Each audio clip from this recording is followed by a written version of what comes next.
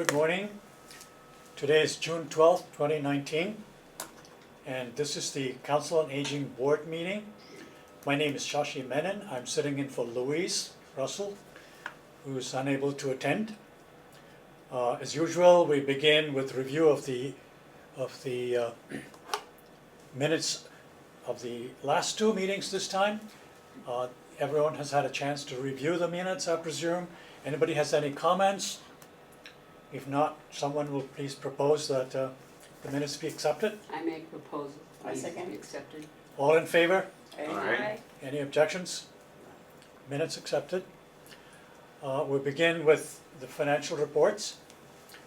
I have a question before we begin with the financial reports. There are three funds that we're dealing with: the gift fund, the revolving account, and the formula grant. Now, the question I have is, how do you decide, and what is the methodology that says a particular bill ought to be paid from a particular account? Do we have any guidance as to how that is done? Well, basically, we have the formula budgeted when we write that. We used to call it the formula grant, but now we call it a formula allocation. But when we are awarded that, we have to report to the state how we're going to be spending that money. So it's primarily been on staffing. The revolving account is only related to transportation for the third van, so paying for the drivers that drive the third van and then any repair costs. And then the gift account for those categories that we set up. So, in other words, the formula grant, the expenses are already predefined ahead of time. The revolving account is only for transportation expenses. Correct. So, are there any open bills, unpaid bills that we're still waiting to pay? And how is that logged and maintained? We always have bills that are coming in. Basically, what you see when I present this, for your review, is a snapshot of what took place in the previous month. Yes, but we don't know which ones are still pending. As far as any expenditures from May, Well, some, like we had the thing with the elder services and the cost of the meals for the memory cafe. I mean, how does that show up in this report? well, that's something I had wanted to talk about with everybody today anyway. I had talked to Zoya about it briefly yesterday. So as you know, as we've been discussing, for the nutrition cost for the meals that we incorporate into the Memory Cafe, we had been working out with Elder Services of Worcester how to best work on that for billing purposes. Thank you, Ken. So we had been trying to figure out how they would bill us. They apparently, at their other Memory Cafes, the cafe just pays, or the cafe has received cash for the folks that are dining on that particular day, and it's just turned in with their regular money. So what we wanted to do as far as getting billed was something that they hadn't really done previously. They had billed the Councils on Aging at the beginning of the fiscal year for nutrition services in general, which I had talked about that we get a bill for that every year. But we finally worked it out with Elder Services to bill us for an average of what we've been having for attendance at the meal site. So they came up with an amount and retroactively billed us from when the Memory Cafe began. So what I had done, as you saw in the memo I prepared for you, was I went and I put those costs where they were incurred so that you could see the Memory Cafe costs month to month.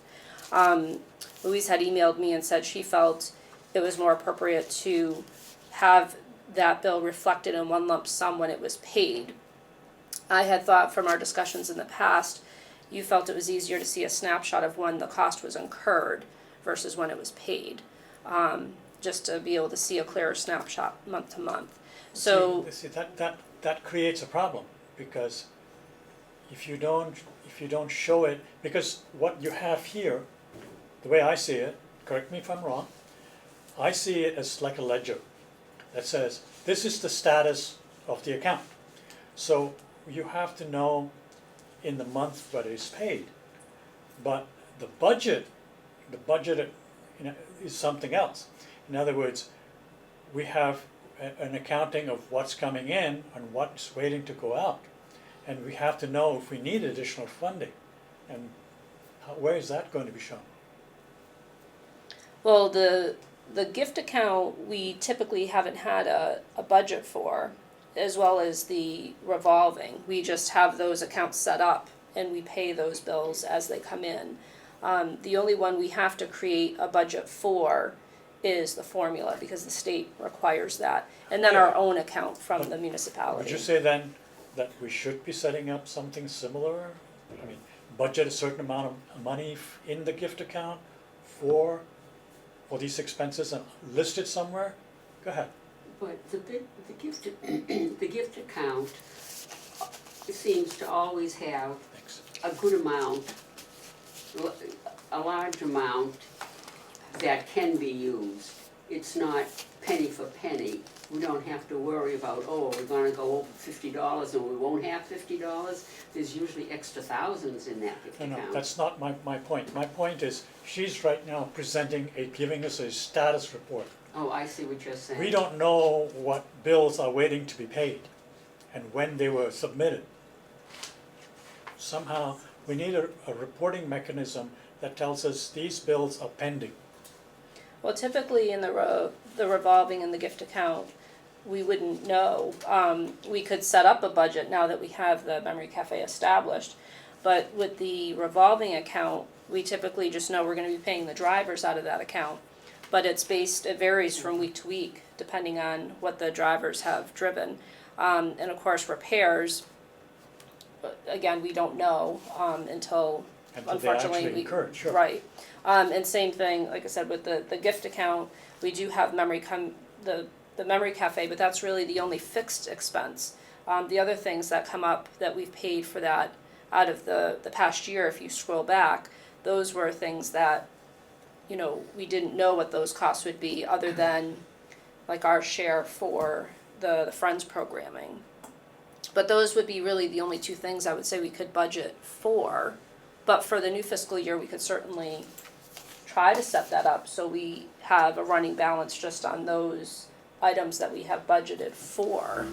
But this is the first year that we've done that, because in the past, we haven't had a fixed cost every month that we were Just had a question. Go ahead. from. Sharon, can you just let us know where is the money coming from into the gift fund? Primarily from, you know, just donations. From time to time, we've gotten some small grants for that. We had several years in a row that we had a grant given to us from the Allegro Foundation from one of the small home repair program volunteers was working at Allegro, and he had there was a grant opportunity for employees to designate you know, a nonprofit organization of their choice to receive funds, so we were able to get it through that because he volunteered through there. Home Depot did a grant one year for air conditioning units. What and about that went Chief in. Joseph's big donation? Where would that show up? That had to go through the Friends, because Ah. it had to go through a 501c3, so that went through the So when Friends. we get the grant, does it have to be used for something specific, or can it be used for other things, other than what they specify? In the past, it's been specified, like for Home Depot, it had to be for the small home repair program. For the Allegro grant, it was for the small home repair program. So can we take money out of that funding and use it for other things as well? We shouldn't, if the donation or the grant is coming in for a certain thing, Specific. it should go only towards that item. So from the gift fund that we are taking out, are we taking out, how are we taking out the money from the gift fund? The way I look at it is that we're taking it against donations that have come in, you know, in memory of people, or, you know, like the Red Cross money that comes in every month for utilizing the building, because those aren't specified. So when we set up those 4 accounts that, you know, Barbara had worked on the wording on that with Louise, those four kind of categories were set up for our own record keeping. Over in the accounting department, they don't break it down like that. They just kind of keep a running balance of what's in the gift account. So we had a general category that was coming in. It wasn't unspecified. It wasn't specified like the Red Cross money. They're giving us money every month in exchange for using the building for the blood drive, but they're not specifying what that's used for. So Now, the That's source of funding for the revolving account, that comes from where? the two primary sources right now are from the state and the housing authority, Okay. and donations. And it's a fixed monthly amount? Oh, The it's based upon number of writers? The state would be one lump sum, and the housing authority is one lump sum broken into monthly payments. Then the variable amounts would be any donations that people might choose to make towards transportation, and then the fares, because we do collect fares from the riders, and that goes into the back into the revolving account for anyone that's ridden the third van, and that varies from month to month too. But I log those the into that maintenance- account. The maintenance of the vehicles and the salaries of the drivers come out of that account? Just for the third bus. The RTA drivers come out of our, meaning the town's allocation, Okay. out of the 4, 5, 6 for Right. expenses Yeah. and 1, 2, 3 for So salaries. back on the gift account here, what we're not seeing, and I think this is the question you're raising, is so we know that at this moment in time, we have $48,559.31, but we don't know what portion of that is designated for something and Right. what portion is undesignated funds. Well, Right. that is kind of the question I was leading up to. In other Yeah. words, what are we budgeting this against? We Right. don't know. Well, the gift account, you're not necessarily budgeting against anything. Well, we have to have a certain amount of Specific. money set aside for the Meals on Wheels, not Meals on Wheels, the Memory Cafe lunch expenses, emergency funds for people in distress, that kind of stuff. So the allocation is what I'm not very clear about. Yeah, well, and the designation is part of the answer to that question. The other question is what bills might be outstanding that Right. will ultimately be paid against that? That's what we don't know. That's So right. for instance, when they were unpaid for meals for the, eventually we're gonna be paid for, and there was no problem about that, but we don't know that those are sitting there waiting to be paid. Right now, The spreadsheet's right now, sounding more and more. it just shows Impossible. every Wait, month. she's finished, she's not, Yeah. he hasn't finished yet. No, I was just saying, I don't know how you get one report that has all of these variables in it. It's really pretty complicated. Go ahead. I just have been personally have been satisfied with seeing each month it's listed what is being paid out of the total. You know, our reports each month show. Right. But we also need to know what's not been paid, what's been submitted and has not been paid. We need to know that. And why? What? Why? And why it Yes. has not been paid. Of course. You know, let me ask you this. Is this something for an offline discussion, methodology for collecting, reporting data? Is this something that we should be discussing here now? I think it will take up a lot of time. Right. Yeah, I right. think we should have that discussion, but we need to have that discussion. We need to have that discussion, but perhaps not at this meeting. Right.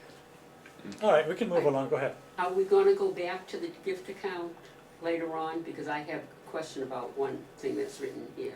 No, we can continue from where we left off. Might as well, we have Yeah, we have it it. has it up there. On the gift account. Under the, let's see. On the April 2019, there is a discrepancy. It says furnace repair reimbursement, $120, but yet it was $150. See where it says 120? Oh, yeah. Okay. Good catch, I'll go back and double check that. I think it was 150. It is, right, So- because right, Because last month I think it but shown it, it. but at it says 150. 120 Okay, in the small I'll go back print. and double check that. Probably a typo. Yeah. You know, the final figures are right, but it just, in the small print, it says 120, whereas in fact, I really think it's 150. I believe you're right. Yeah, right, so I just wanted Yeah, no, that's a good that to catch, be because that would, corrected. okay. Thank you. And were there two separate furnace repair reimbursements? There's one in January, back in January.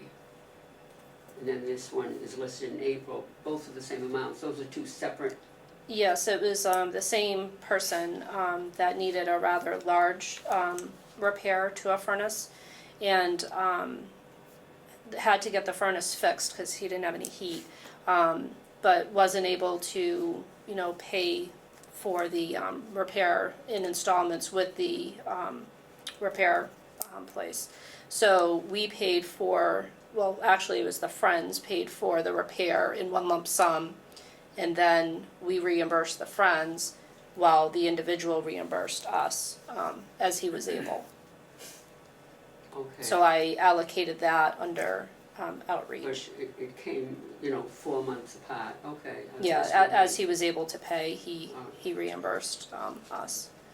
So it was really just kind of an exchange, because the Yeah, money went out, but it came back in.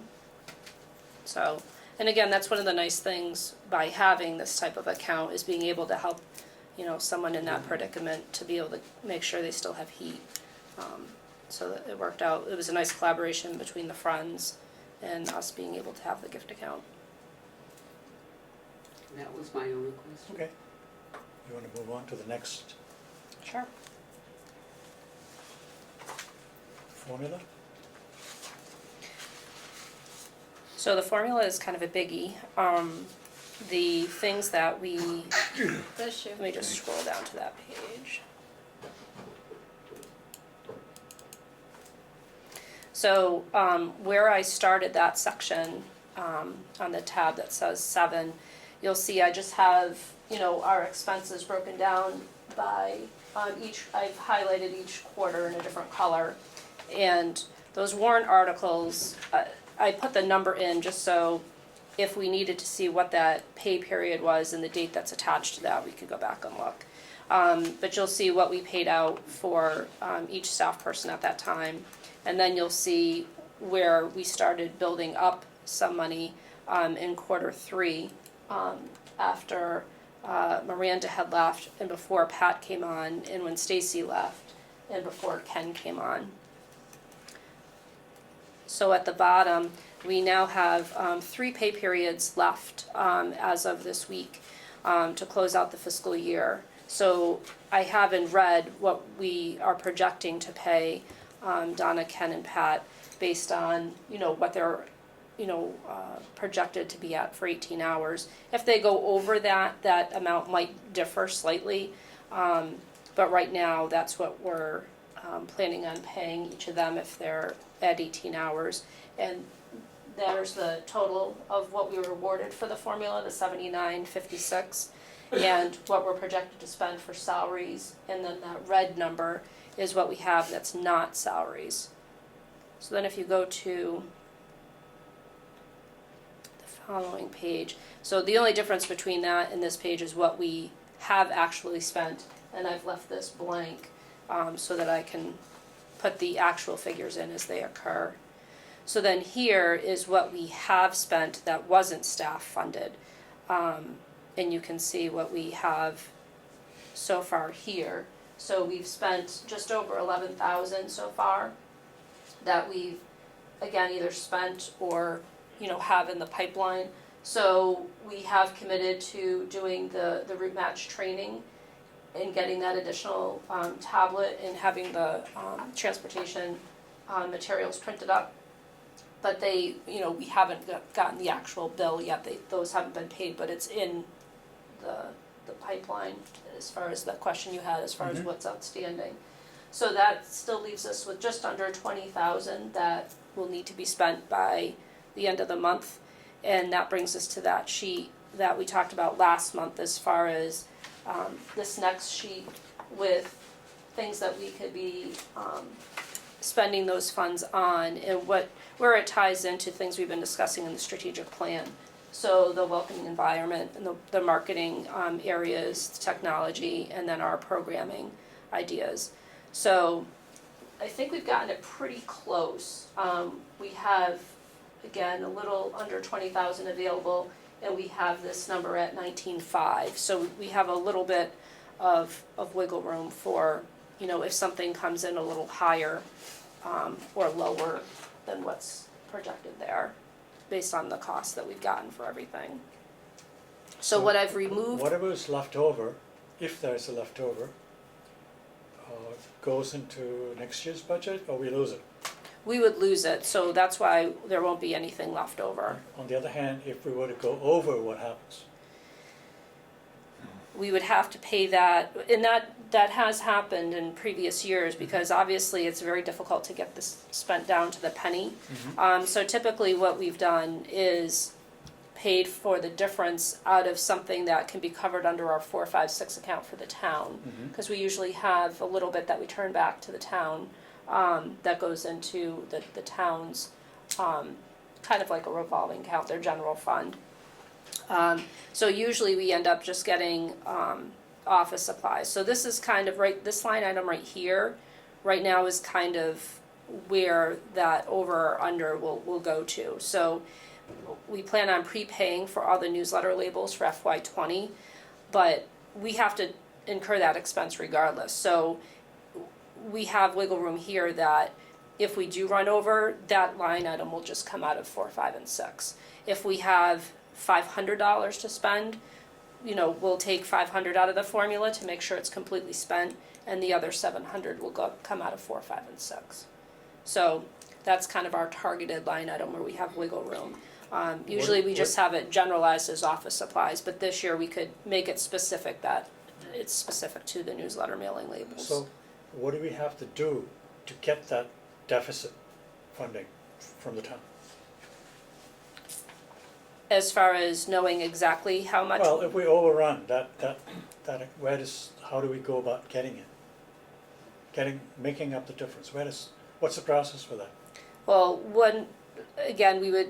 this is kind of like that target line item, I'll just use that as an example. So with the bill, when the bill comes in for the newsletter labels, we would have to specify to accounting, to get this number down to 0, we're gonna need $525.36 to come out of the formula, because that's the amount that's left, and the balance will come out of the 456 account for the town. Yeah, So that we have it. That 456 account is a town account. And how do we go about accessing that account? Well, we pay for bills out of that every month. Okay. And we have a budget for All right. that, that's what you That was my approved question. back, yeah. I'm just asking this question for the benefit of whoever's watching this program. So that's the budget that we go before the finance committee for. Gotcha. If anybody any other questions about formula grant, we can move on to the revolving account, right? Now, when it comes to the revolving account, the maintenance of the RTA vehicles are done, the expenses are paid for by us, No, those are paid for by the RTA. including gas. That's a little tricky, but yes, so, Kevin or Kristen would probably be a better person to explain how this works, but basically the town gets an assessment, for the regional transit cost. So it comes as one lump sum, so it includes our paratransit vans as well as the fixed bus route, what the assessment is for the town. There's even an MBTA assessment that's part of that. And so the town gets reimbursed or paid for this assessment, and that all goes into the general fund.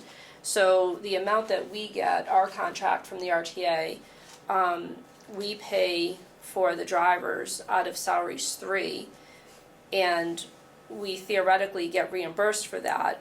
In the past, we've had some board members who have felt that that should be reflected in our budget, because if you take out what the drivers are paid, Susan, you probably remember when we've had those discussions, if you take out what our drivers are paid, it brings down our budget substantially less. I mean, the drivers make up close to a third of what our budget is. But the previous town manager always felt that that really wasn't reflective. If we did that, it doesn't really make it apples to apples, because there's other costs like gas that come out of that bigger assessment that isn't showing up in our 4, 5, and 6 account that the town covers, that are associated with, you know, transportation or our other operating expenses. You know, our phones and so on are covered under Selco's umbrella. You know, the heating costs are covered under public buildings' umbrella. Some municipalities do have it broken down by town department, but in our case it's by where those bills come to. So for transportation, it does get a little messy in that, I guess the short answer is yes, the RTA does pay for the gas, but as far as where you would see that, you wouldn't see that in our budget, and it would be tricky to tease that out of that reimbursement we get from the RTA, if that makes any sense. Kind of a long, convoluted Yes, answer, it but, is. so, short answer, yes, we do get reimbursed for gas, but again, how you would see that would be tricky, and it wouldn't be shown in any of our figures, because it's part of that bigger assessment that we get for transportation. So it's really not a direct expense out of this account? Correct. Okay. The only thing in the revolving is strictly just paying for the drivers for the third van and any expenses related to maintenance, such as, you know, things that break on the van or just routine oil changes and so on. I think I actually went past it.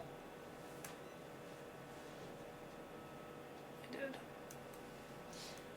So can I ask a question Of course. to figure that out? We pay for the drivers, but we get reimbursed by RTA. I would say, you may want to say we, meaning the town. The department itself doesn't get reimbursed. Okay. The town at large is reimbursed. So we incur that deficit. I'm sorry, this is so lopsided here. But we do incur that deficit through our department. But the town sees that reimbursement as a whole. And the only thing we show on our revolving account is for the third van and the maintenance of that van. Right, the insurance and so on, again, comes through the town's separate account for insuring its vehicles and so on. So our revolving account doesn't reflect, you know, the insurance or things like that. It's strictly just, you Just know. that third van. Right, Okay. so here in these figures, the numbers that follow the warrant article is how many hours the van was driven that particular week, and the cost, because, you know, the different drivers get paid different amounts, so it's just, you know, the van was driven 35 hours the first week of May, and the cost of that was $578.21. We had money come in van fares, and we also had that May cab ride expense. We do have, you know, the cab rides that we're doing each month that are paid for out of that state grant.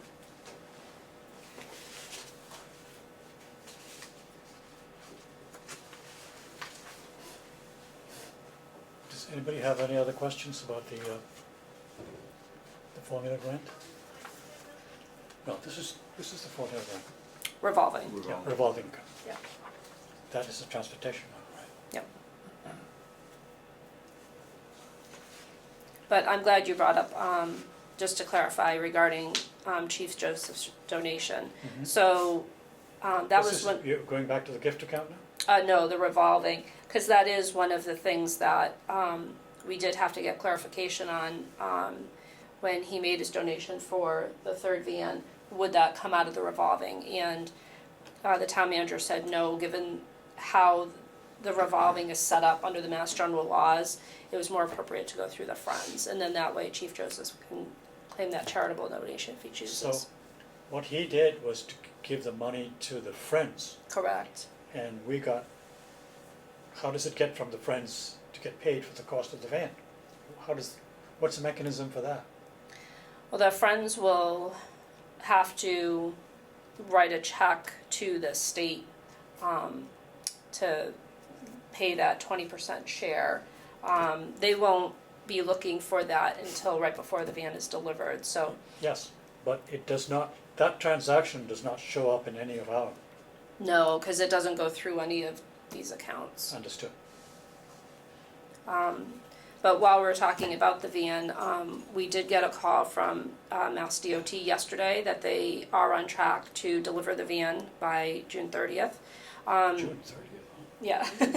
So we approved the graphics for it. In fact, I could pull that up if you want to take a peek. So it'll have a graphic from Chief Joseph, and then it will also acknowledge the Friends and the Housing Authority, similar to the current van. So it's due to be delivered, I'm trying to think of the actual date. It's the last Wednesday of the month that they'll be bringing the fleet out this way. And I know last month, one of you had asked as far as how it worked, as far as inspections and so on, and the insurance. So we won't be able to drive the vehicle until somebody from Mass DOT comes out and does a pretty detailed inspection. And then they'll sign off that the van meets their manufacturing codes and the standards set up by the grant. We can then get it registered and insured, and then we can drive it. So the DOT said, not to plan on being able to use the van until early July, just because we won't be getting it till that last Wednesday, and then there's only 2 more business days. So the DOT has to make that inspection by Friday to be in compliance with the grant, and then we likely won't be able to insure it and register it until that first week of July, which of course will be the holiday in the middle of the week. So they were just kind of warning the grant recipients, to just plan accordingly, that, some of these towns are desperate to get this new vehicle out on the road because they've had one that's been inoperable. Thank God that's not the case with us. But we probably won't be able to utilize it until more like the second week of July. So on a fun note, I'm hoping that we can do something like we did last time with actually dedicating the van. When we got our current van, we tied like a big sash across the front of it and had it in the parking lot. We actually cut the ribbon across the front. We had invited our legislators and people that donated toward it, and we had cake, and it was just a nice little gathering. So I was thinking maybe we'd even want to do it before our next board meeting, maybe after, adjust the time, or have it after our board meeting and then roll it into lunch, and have it be like a little celebration, seeing everybody will already be here for the board meeting. Just have it be then, but No smashing champagne bottles. you might break a headlight, no. Oh dear. But, so again, I don't know if you folks think that would be something, but then we could get invitations out and start publicize it in the July newsletter, that anybody that would like to join us, it'll just be a nice thing to celebrate. Sounds fun. Yeah, I think it is an achievement that we have had, so I think we need to publicize it. Yeah. So, like I said, I don't know if you want to maybe plan on like 11 for the July meeting, and if we wrap up, or even if we start a little earlier so we could wrap up and then have the celebration at 11, and then people could stay for lunch at 11:30, and again, we could have cake and all that Sure. stuff. Sounds nice. Sounds good. Okay. Well, we'll get to work on the invitations. So is that, have you just given yourself an action item, something to do? Go in Yes, the minutes, that you're going to plan this event? yes. Okay. Just so long as I know you're going to do it. Yep. You won't, all you'll have to do is just show up. Show up, yes. Because of Chief Joseph's substantial amount that he's donating, was there a picture or something that was going to be here at the senior center? An acknowledgement? I'm glad you asked, Norma. We did do a picture the day he did the donation, and Valerie Clemmy, in the town manager's office, put it on the town's Facebook page that they've now established. He actually brought in, he would like recognition, once, the van is here. He thought maybe if we took a picture of it being dedicated with him or whatever, and then he brought in a little, plaque that he would like next to the picture, to be displayed wherever we decide. And it's nice, it's a, I could grab it, but it's just a small framed portrait of one of his favorite inspirational sayings, with his name and stuff on the bottom. But, you know, And where in the senior center is that going to be? I'm not sure. I mean, we certainly have plenty of I think the wall building space. committee had talked about removing a lot of the books from the shelves Oh, yes. and putting the plaques there. Mm, So probably that would be a That would site be- where, Yes, good. yeah, that would be very nice. Could we move on, please?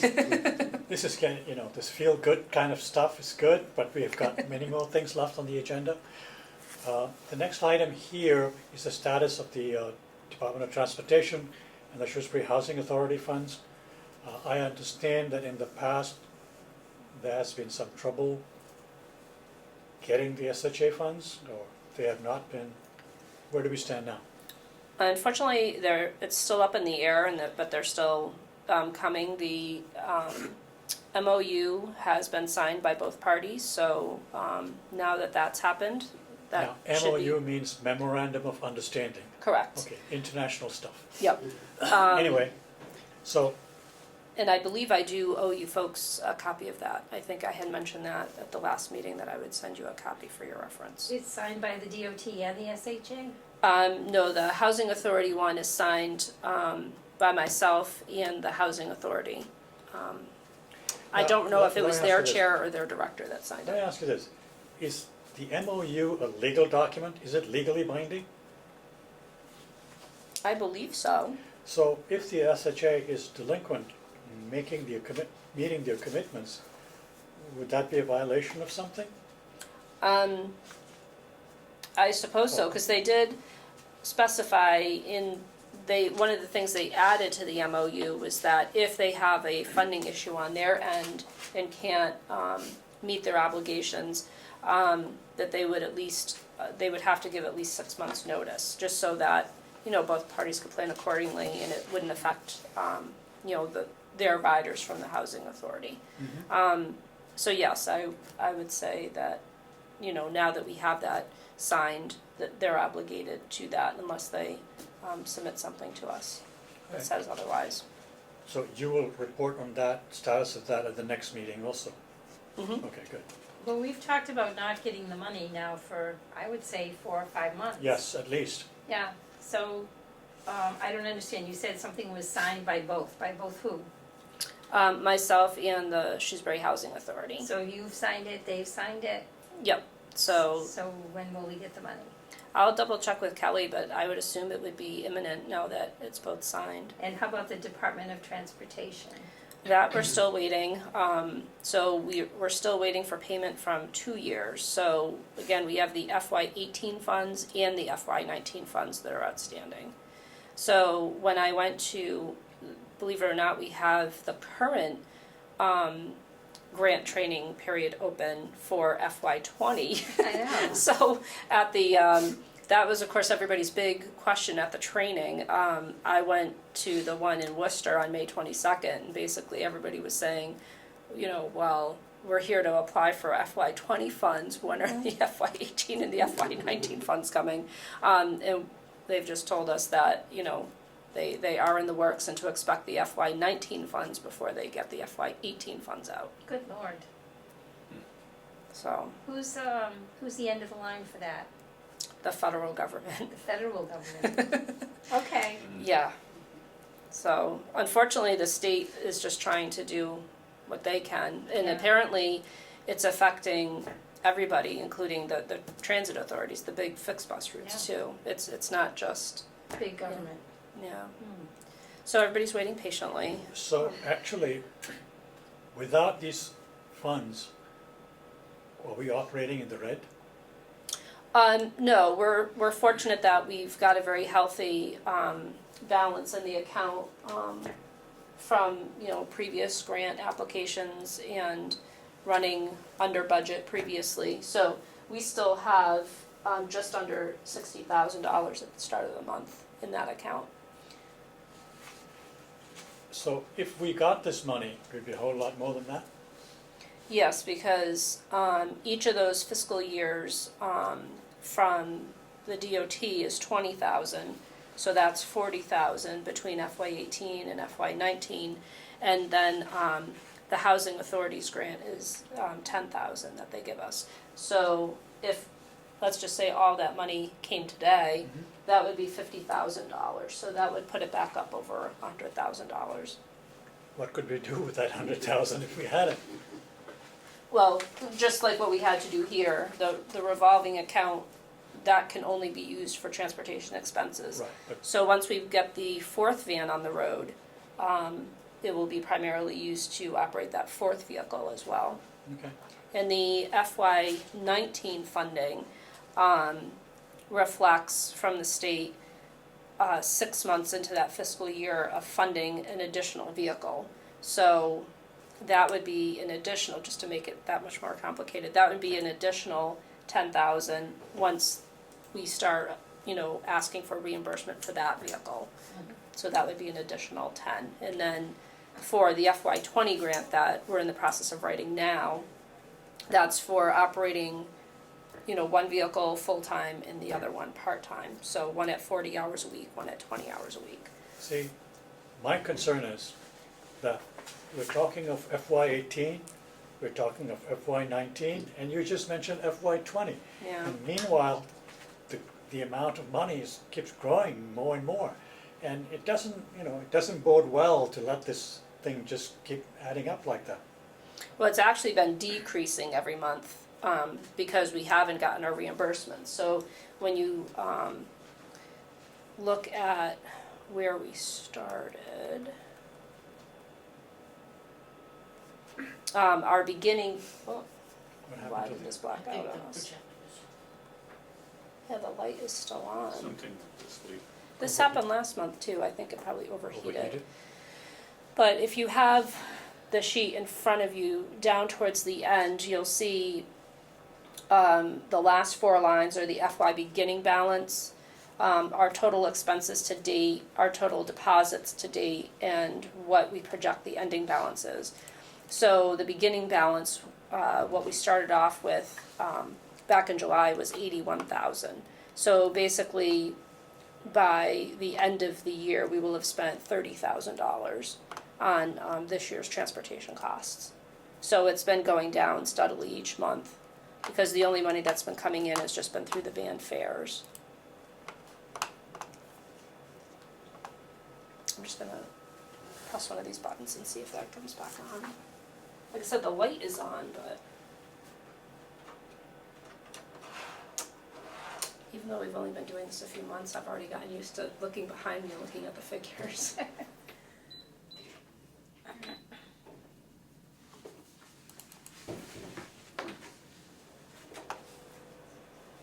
I think Sharon, this is one of its crutches. Oh one of the dear, legs.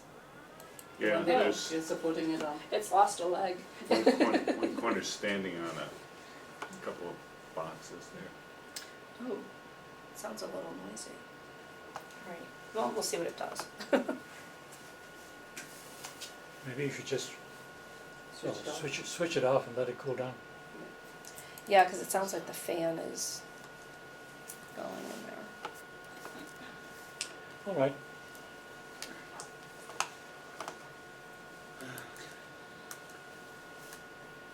The next item on our agenda is to review the strategic plan.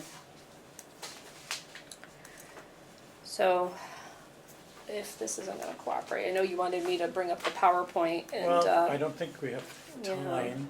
so I don't know if You you have and- sent out the presentation to everyone, so Sharon made a presentation to the Board of Selectmen last night and did an excellent job.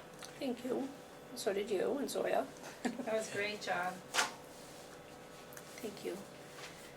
I was excited that it seemed that many of the selectmen had been watching our journey, based on, Beth and Mo's comments about our process. It was nice to hear they've been, even though they're not physically here at our meetings, they're obviously, reading the minutes or tuning in, and, so just, that reassurance that, we are part of the bigger picture and that, they're there to support us however, they can, and that they wanna be involved and be aware of what we're doing with our plan.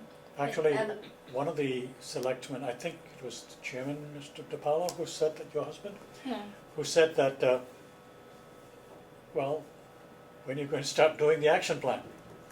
And I think it's a moot point. We need to start working. I thought Kristen was already working on it, on the action plan. She is? Oh, we all are, and we already have items, that's why I kinda just threw a few on there, in that PowerPoint Yes, presentation but of things that we've already We put in talked motion. about things we could be doing, but an action plan has some document of some kind? Yeah, the physical document, Yeah. we still haven't produced yet, Right, but, what is the schedule for that? well, the next step is, I actually have a meeting with Ellen Dolan, tomorrow as part of, we have a, Human Services, action team that meets monthly, over at the town hall, made up of, the town manager, the assistant town manager, myself, the library, the health, and parks and veterans departments.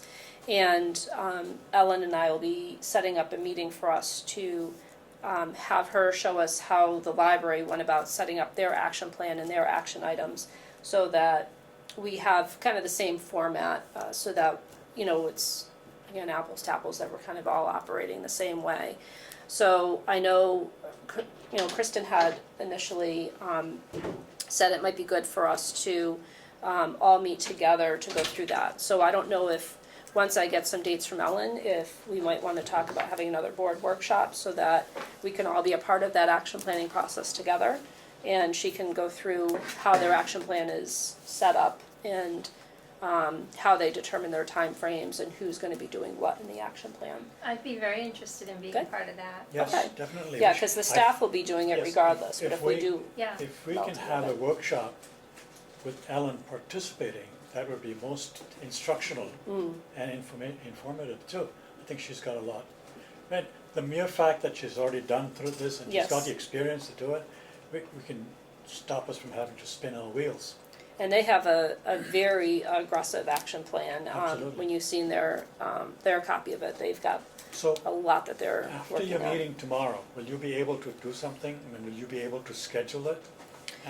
A meeting, a workshop for us with her? Yes, what I can do is find out what dates are good for her. Do you want me to see if, where we typically had been having our workshops on a Thursday, do you want me to see if a Thursday Thursday would afternoon? work for her? Yes. That's fine. Okay.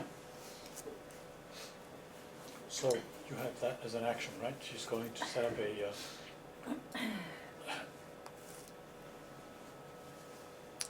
And that way I can do the board workshop. Virginia just walked in. Welcome. Hello. Thank you. Sorry. There's a little gift and a certificate for you from our volunteer recognition too. And we're still waiting to see your bio and your personal stuff on the newsletter. Yes. And maybe we could do that for July while you're here, we'll just snap a picture. So, The,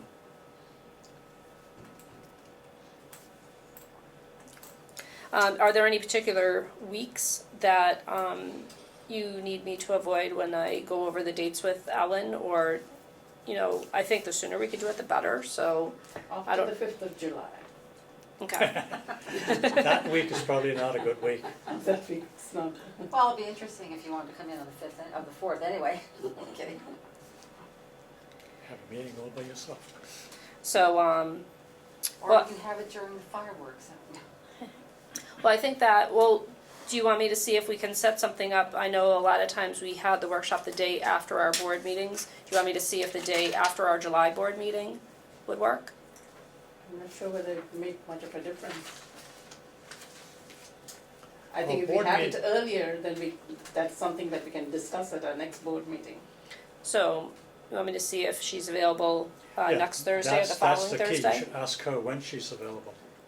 Yes, Okay, the sooner the better. okay, Yes. so I'll check with her on the next 2 Thursdays. Great. Item 6, Shashi, can I?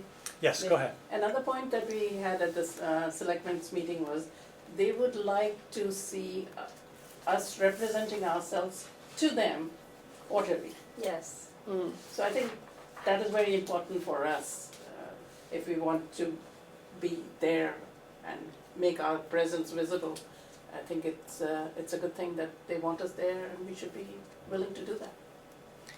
And Definitely. And I was telling Zoya and Shashi after the meeting when we were chatting that way back when we used to actually have a liaison from the Board of Selectmen. They had tried something different. Again, this was a ways back, but each department had a liaison on the Board of Selectmen. And for the life of me, I can't remember whose ours was, but it was similar to what they were doing with the Finance Committee. So it was like every department had a liaison on the Finance Committee as well as on the Board of Selectmen to keep them in the loop and have that one person would have more detailed information on that particular department. So I was saying maybe that would be worth exploring again, seeing if somebody from the Board of Selectmen would be willing to be kind of like our point person, and perhaps we meet with them quarterly as well. Then that would give us 8 opportunities to interact with the selectmen through them having a designate that would meet with us, and then us going before them Well, let me ask 4 you times this. a year. Let me ask you this. Since Kristen is already so deeply involved in the strategic plan, would she be willing, would you ask her to be our liaison? She was at the meeting yesterday. Well, she would be anyways as my immediate supervisor, Mhm. but as far as having a connection on the Board of Selectmen, I don't know, I think it might be something we want to ask and see if that's... You mean to have another person? Yeah, well, she's not selected. I know. No, but staff. she sits in on the, you mean you want to have a selectman as our liaison? Well, seeing if one of them would be willing to act as a liaison to the rest of their board. And what would they do? Would they come to our meetings? If they wish. Yeah, perhaps, or one of the things that I believe Ellen will be explaining when we go over setting up the action plan is having like action plan team meetings. And I believe a member of their board of trustees goes to theirs. I don't know if they have a selectman liaison for that as well, but we can check. But it might be more appropriate to have it be only strategic plan related versus the, a board meeting in general. And I apologize, just to backtrack a second to going to the Board of Selectmen's meetings. So the idea would be to have a 5-minute opportunity to just present where we are in the process. Right.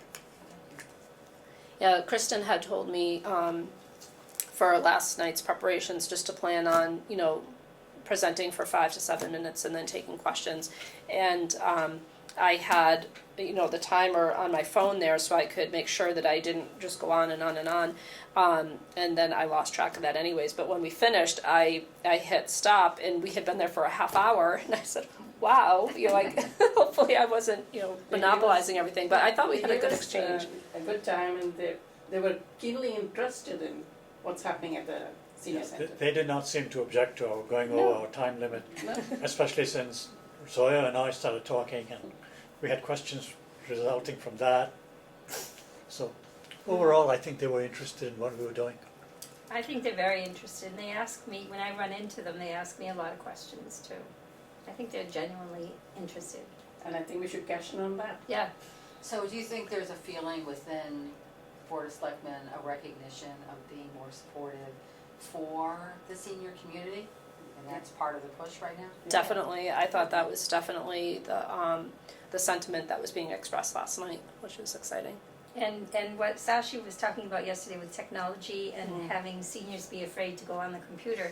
I came in early today just to fool around with the computer that's in our main room, and it was very, and I taught for 8 years with the computer. I know computers, and it was very difficult to understand how to make that computer work. So I'm looking forward to our new computers and setting up a new system, yeah. Anyway, let's move on, because it's already 10 after 10, and we have to be done by 11:30. The review and act on program service activity updates for transportation to begin with, the transportation statistics. Well, hopefully everybody got to take a peek at them. Again, I'm sorry that this isn't projecting, that bums me out. But I've tried to give some figures as far as what we're trending for the end of the year this month. And so far, the big things to note are the under 60 riders, continue to be higher than what they were last year, as well as the wheelchair rider numbers.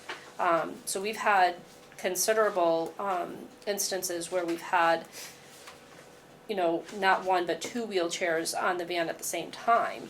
And then one of the things that's tricky about that is then that's less seats that we can have for additional riders. Just to give an example of an instance that we're having, that we had yesterday, we do a Walmart trip once a month. We do a Walmart run, and we put that in the newsletter. And we have one rider who's in a wheelchair, and that took up 2 spots, so we had to turn 2 people away that wanted to go to Walmart because we didn't have the seating. So the third van, the new third van, will be a big help to that regard, because it not only has spots for 3 wheelchairs, but it has more overall capacity for seating anyway. So hopefully it will mean turning less people away for rides. I have a question. At the bottom of the spreadsheet, there is a category called refused trips. Yes. It's interesting that in 2017 you had 207, and then in 2018 it dropped down to 69. Yeah. It's kind of interesting, and I was wondering, what is the reason the rides are refused? It depends. Most of it is all due to capacity issues. The other reason would be if somebody requests a time or a day that we're not on the road and they're not an ADA rider and it's not able to be brokered. So just to give an example, we have one rider now who is working in a community that we don't drive to, and so we're brokering that trip. If the person wasn't an ADA rider, we would just have to refuse that. So it's a trip that somebody's making that we can't honor that trip because, it's either, again, outside of our operating hours or our operating, towns, or like in the case I gave the example of yesterday, those 2 people that wanted to go to Walmart would be considered a refused trip. That they wanted to go, but we couldn't take them. So the sudden drop between 2017 and 2018 was just an anomaly. It just happened to be that there were 207 in 2017, and it dropped down to 69 the following year. Well, in 2017, we actually tracked, because it was so high, we were tracking what were the nature of the refusals. And many of them had to do with locations of where people wanted to go. So you may recall at that time we had a talk. We had 4 riders in particular that we had to keep refusing, and they weren't, unfortunately, they didn't live on streets that were in the ADA service area, and we ended up bumping up cab rides as a result of it. But we had 3 people that were attending a Spanish-speaking social daycare program, and because of where it was located in Worcester and where the 3 individuals lived, it was very difficult to get them there many of the days. It was a 5-day-a-week program, and so that constituted a great number of those refusals. We also had a gentleman who unfortunately has since passed away, but who was very active in his mosque in Worcester, and unfortunately the times that he wanted to be at the mosque interfered with our shopping trips, and so that also constituted a lot of the refusals. So unfortunately most of them were from 4 individuals that we were trying to serve at that time, and we had a lot of discussions at that time because we felt badly that it was 4 people that we typically wouldn't be serving and we wanted to serve, but we were unable to, and we just wanted to make sure these people didn't feel discriminated against because the nature of where they were trying to go or anything like that. Were there any possibilities of working with the sites that they wanted to go to that could provide transportation? Because sometimes, you know, something like a mosque, or you're going for educational sessions, they might have other alternative ways to get you there. Because sometimes Worcester has more options, just because it's bigger. Yes, and that did end up helping towards the end of the things that these people were trying to do. So Central Los Americas, which is where the Spanish-speaking folks were going to, they ended up being able to help arrange transportation. And then with the mosque, another worshiper was able to coordinate, Nice. you know, being able to, sometimes we had to take the person like to the line and then they were able to pick them up. So we had to be a little unconventional, but so again, a huge number of those trips that particular year were just from a limited number of individuals, but we thought they were important to track. So, All right. Anybody have any other questions? For the new van, the third van, how many seats are gonna be available that are not wheelchair? 12. And so if you have 3 wheelchairs in there, will there only be 6 available seats? Okay. Correct, All right, yeah. so that's how that works, all right. Yeah. So what happens, the seats go down? I mean, how? They fold up, they Okay, flip up. Okay. And then there's tracks underneath for the securement straps. Okay. Thank you. Where are we? Number 6B. route match, the route match consultation, any progress on that? Yep, so we have said that we wanted to go forward with having them come on site for 3 days. I noticed that you had put that as a budget item. Yes, But the actual scheduling has not been done? no, because I had mentioned when I Cynthia. thought they were had- coming up here this month? Yes, yep, we just don't have the days pinned down yet, because they're trying to coordinate it with SCM Oh, okay, so it's Elderbus. still in the works. Yep, Do you think it'll be before the end of summer? oh, definitely, Alright. yes. Because SCM Elderbus, who we're going to be coordinating the training with, we are both in the same boat in that we need to have the training expenditures done by June 30th. So even though the training may not occur by June 30th, we need to be billed and have that committed, so. So yeah, I don't think we'd be wanting to project anything more than 90 days out, so we can make sure that that's spent. On outreach, well, outreach is interesting because each month Sharon presents this spreadsheet of all the work, the good work that Walter is doing. But yet, when we ask for a full-time outreach person, we get a lukewarm response. And I was wondering if we should brainstorm, maybe offline, some way of raising the profile of that problem, trying to get a full-time outreach person. I mean, Sharon was saying yesterday that even Charlton has a full-time. And Charlton's population is what, a third of ours? I don't even know, I should know, seeing I live there, but, yeah, I was mentioning to Shashi and Zoya last night, when we were talking offline after the Board of Selectmen's meeting, that in our local paper in Charlton, I noticed that they were advertising for a full-time outreach coordinator, and their director isn't even full-time. So they have a part-time director, That's telling. but a full-time outreach coordinator. And of course, Charlton's more rural, so they do need to be able to, need that for home visits and so on, but it really is, we haven't gone and put all the data together as far as who has full-time outreach coordinators and who doesn't at this point, but everyone that Walter networks with is full-time. So if you would like, just because, to help, I can reach out to all the COAs that in my area and just ask them how many hours they have budgeted for their outreach. That would be In great. comparison, I'll let you know how many people are in the towns, because we're talking about towns with 8,000 people.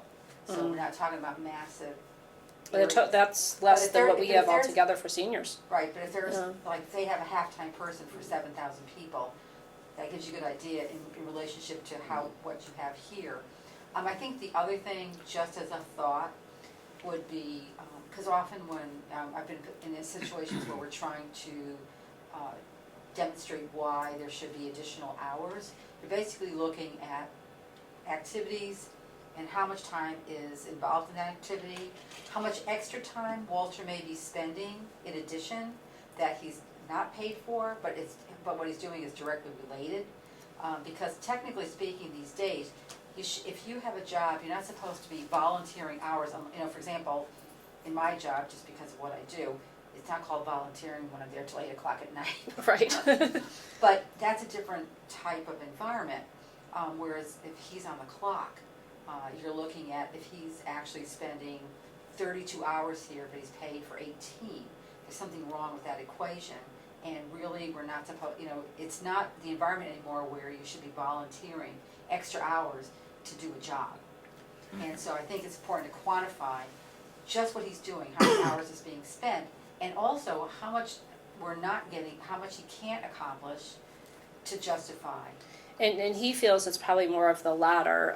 It's more things that he's not attending or that he has to pass up on, or that initiatives he's not able to do because he's already maxed out. But being limited to those 18 hours, he's, has to be very judicious with his time.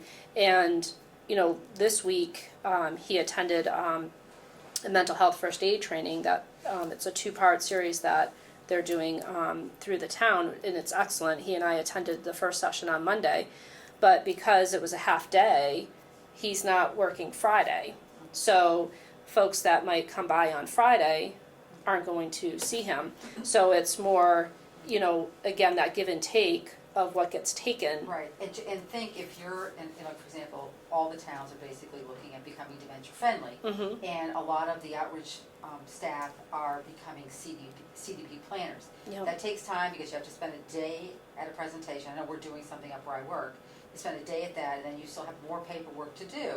But it's an important credentialing process to help you assist to work with individuals who have dementia or Alzheimer's and helping them and the families, because that's going to be becoming a more crucial type of process to help people out.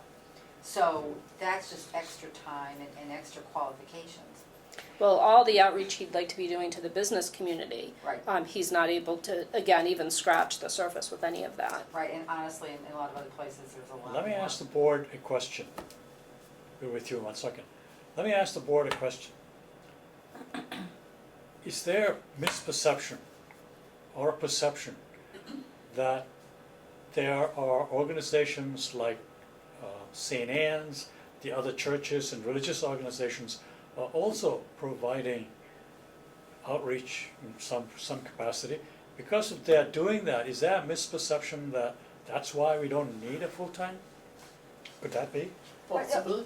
Right, but the thing is, I'm sorry, but they're basically working with a whole different population as well, though, because you're talking. That's not the question. All right. Is there a misperception? That's the reason why Why would they think that? Because you're. It's a somehow possibility. we're not getting through. It's a possibility, but now that we have the year of the selectmen every 3 months, quarterly, this is something that we need to push every time we go there with our data, Yeah, with the data. with the data. Right. Absolutely. But remember, these are business people, and so what you're really looking at is, what is the job description, and how much time does it take to do it?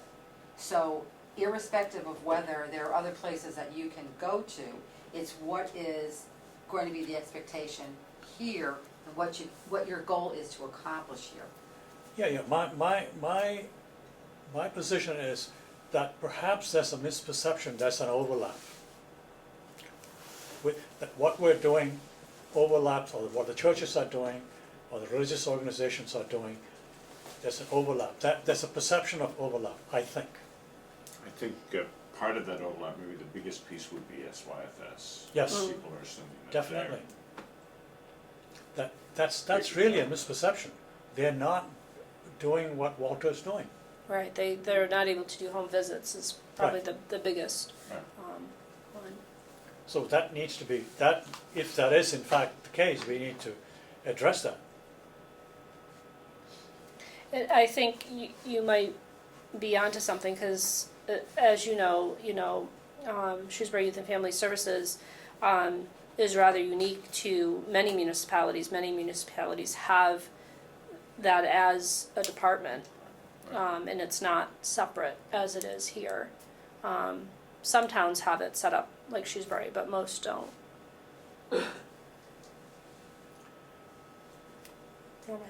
And one of the things that bothers me is when people come in looking for help, figuring there is someone here that can answer the questions, which would be Walter, and he isn't here because he's not full-time. So they have to be turned away because there's no one here to answer those questions and to help them. Well, Or it comes out in, sorry Shashi, it comes out in other ways. So depending on what the person's needs are, you know, Cynthia might have to drop everything and try to meet with the person, or myself. I had to do that Monday evening. We had somebody come in and I had to sit and help them with their issue. So again, it's that give and take, you know, how much other staff time is, you know, if somebody's in crisis, obviously we all have to drop what we're doing to assist that person. I mean, that's what we're here for, so. Can we log that number as Right, well? that's I what mean, I I think was- that might be as instructive as the numbers that we have. Is Go there, ahead. is there also an opportunity to do some incremental increase? So for example, if we get incremental, just to start with, even for 20 hours, and break it out so he would be here 5 days a week for 4 hours, let's say, so that you actually would have standardized hours, and this way, if someone's coming in, it can be identified in the newsletter, et cetera, you know, we are available, or he's available for these hours. Again, sometimes that doesn't work out, but if they knew that the next morning he's back, or there's some way to have a communication, it starts to have a better framework, and that to me is a good framework also to keep on adding hours, because if you're able to get incremental, you just keep on going. That's one of the things that unfortunately we've been limited to do, and that's why our part-time folks are all at 18 hours, because once you hit 20, then you have to benefit the position and prorate it accordingly. So it's always 18, because obviously 19 would be tricky to, you know, we could try to get that extra hour, but anything, once you hit 20, then it might as well be full-time because of the benefits that are required. So right now, all three of our part-time folks do 3 6-hour days. Well, Pat and Donna share one day, so that's not entirely true, but for the most part, just think of 3 6-hour days to make up the 18. So when is Walter here? Tuesday, Wednesday, Friday, 8 to 2. And is that in the newsletter? No, not that I don't think I've don't ever believe- seen it, no. it So just is said that you have it. Tuesday, Wednesday, Friday, 8 to 2. But part of those hours, doesn't he sometimes leave the Yeah. facility? So you really can't say, put it down, that he's always here those hours, because that's not true. Oh. Right, he might be on a home visit, or Right. again, we do the give and take with Yeah. his other hours, so we're, like, any meetings he attends with Elder Services of Worcester, you know, that's typically on a Monday, so Oh, he might leave Friday. early on Fridays to make up for the time that he had to go to that on Monday. Oh, that's there's, to unfortunate. digress a Yeah. little bit, to digress just a little bit, one of the actions that we have for our strategic plan is to have we're going to have a senior greeter sitting out here in the hallway to meet people, and we haven't actually written out a job description for that person, but one of the things that person could be trained to do is to do a triage of interviewing people and to see how they can be directed. So they may not need to come and bother you if somebody comes in looking for, well, I have this problem. You know, for instance, if you were to go to the Worcester County Food Bank, they have a list. People think driving down the street, they see food bank and they think they can go in there and get some food, when in fact it's just a warehouse. But if you go there and saying that you need food assistance, they have a list that they hand out to these people saying, here are the agencies in the area where you live where you can go get help. Now perhaps that could be a function of the senior greeter, of the greeter who's going to be sitting there. that's something that needs to be trained. But something for the future as we Mm. define the function and the job description of the person who's going to be sitting there. Anyway, we're moving on to the dementia-friendly grants program. Well, last month, I spoke about the taping that we were gonna be doing, to promote, the dementia-friendly resources that we had in town. So that went very well. I don't know if anybody has seen that, on Shrewsbury Media Connection, but we, had a good panel. For this time, we did just keep it with folks that are already on that dementia action team that we've set up, but we brainstormed a whole list of other programs that we want to do in the future, because there's just so many different topics. So we basically just kind of touched on a little bit of what we can offer as far as the memory cafe, what Elder Services of Worcester is able to do, what Outreach is able to do to hopefully let care partners know where to at least get started, and for individuals that may be newly diagnosed, how to get started and make sure they know they're not alone and that there's help out there. Are you developing any kind of brochure or something? And can I make a suggestion when you do develop it, that I would distribute it to all the physician offices in Shrewsbury? Yeah, and again, if we choose to become a dementia-friendly community, that's one of the requirements for And training of the yeah, physicians? meeting And that actually, sector. you know, again, if you wanted to do, if you want to interact with Reliant Medical, because I Mm. have that contact I gave you, Reliant Medical has been very active in a lot of other activities. Oh, good. So they'd be a really good partner with you. I'm not saying the other hospitals wouldn't, but it's also getting I will tell you honestly, it's also getting the physicians to understand that by having a decal, something that said that you're dementia friendly, doesn't mean you only deal with dementia patients. It just means that you have gone through training to be able to interact. And a lot of people feel that once you're able to work and understand how to interact with someone with dementia, you're better equipped to deal with somebody that has autism Mhm. and other problems in which the communication is different than the typical communication we have with each other. Right, Because it is a whole different approach to how you're dealing with someone. yeah, that would be good. The Memory Lane Cafe, are you going to report on that? Yeah, I don't have any detail, I haven't been there the last couple of times, but Mary comes back happy that the attendances have been good and there's been a good response. She said there's a particular, they have an opportunity to sing along with something, that seems to be very popular. So, Yeah, wait, hang on. oh, I'm sorry, go on. I think last month there was an error in Yes. they had put the Memory Cafe last week, and we have it only on the 2nd and the 4th, In Yes. the newsletter, and the yes. newsletter. Yeah, I had talked to Linda about that. So we accidentally had the library's Memory Cafe days listed as ours. So that is Um, something that we need to be very careful about, because we have people coming in and they don't It's have a wrong Memory day. Cafe. Right. Yeah. Oh, that's Yeah, awful. it depends, there were both, if you read through the whole newsletter, sometimes it had the right dates and Right. sometimes it had the Right. wrong dates, but because it's mentioned 3 or 4 times throughout the newsletter. So when is it supposed to be? It's the 2nd and 4th Fridays. Friday. So when there's a 5th week, it throws everybody off. Right. And what time is it? It's from 11 11 to 1:30. Thank you. And does it go on the town Facebook page? No, but that's an idea, because like I said, that is newly established. I know we had talked about that in April, and then I think it was done later that month, because it hasn't been around that long. And the first thing that we had on was Chief Joseph's donation, so, Right, and yeah. I think that one thing I've noticed for some other memory cafes that they do is if something interesting, I mean, there's always gonna be something interesting that you're doing it, that, you know, who you brought in for a speaker or what activity you're doing. They would take pictures and then post them, and it gets people a little bit more interested because they see what is going on, and they always have very positive wording about, you know, we did this week, and this is how everybody enjoyed it, and, you know, everybody came in, whatever.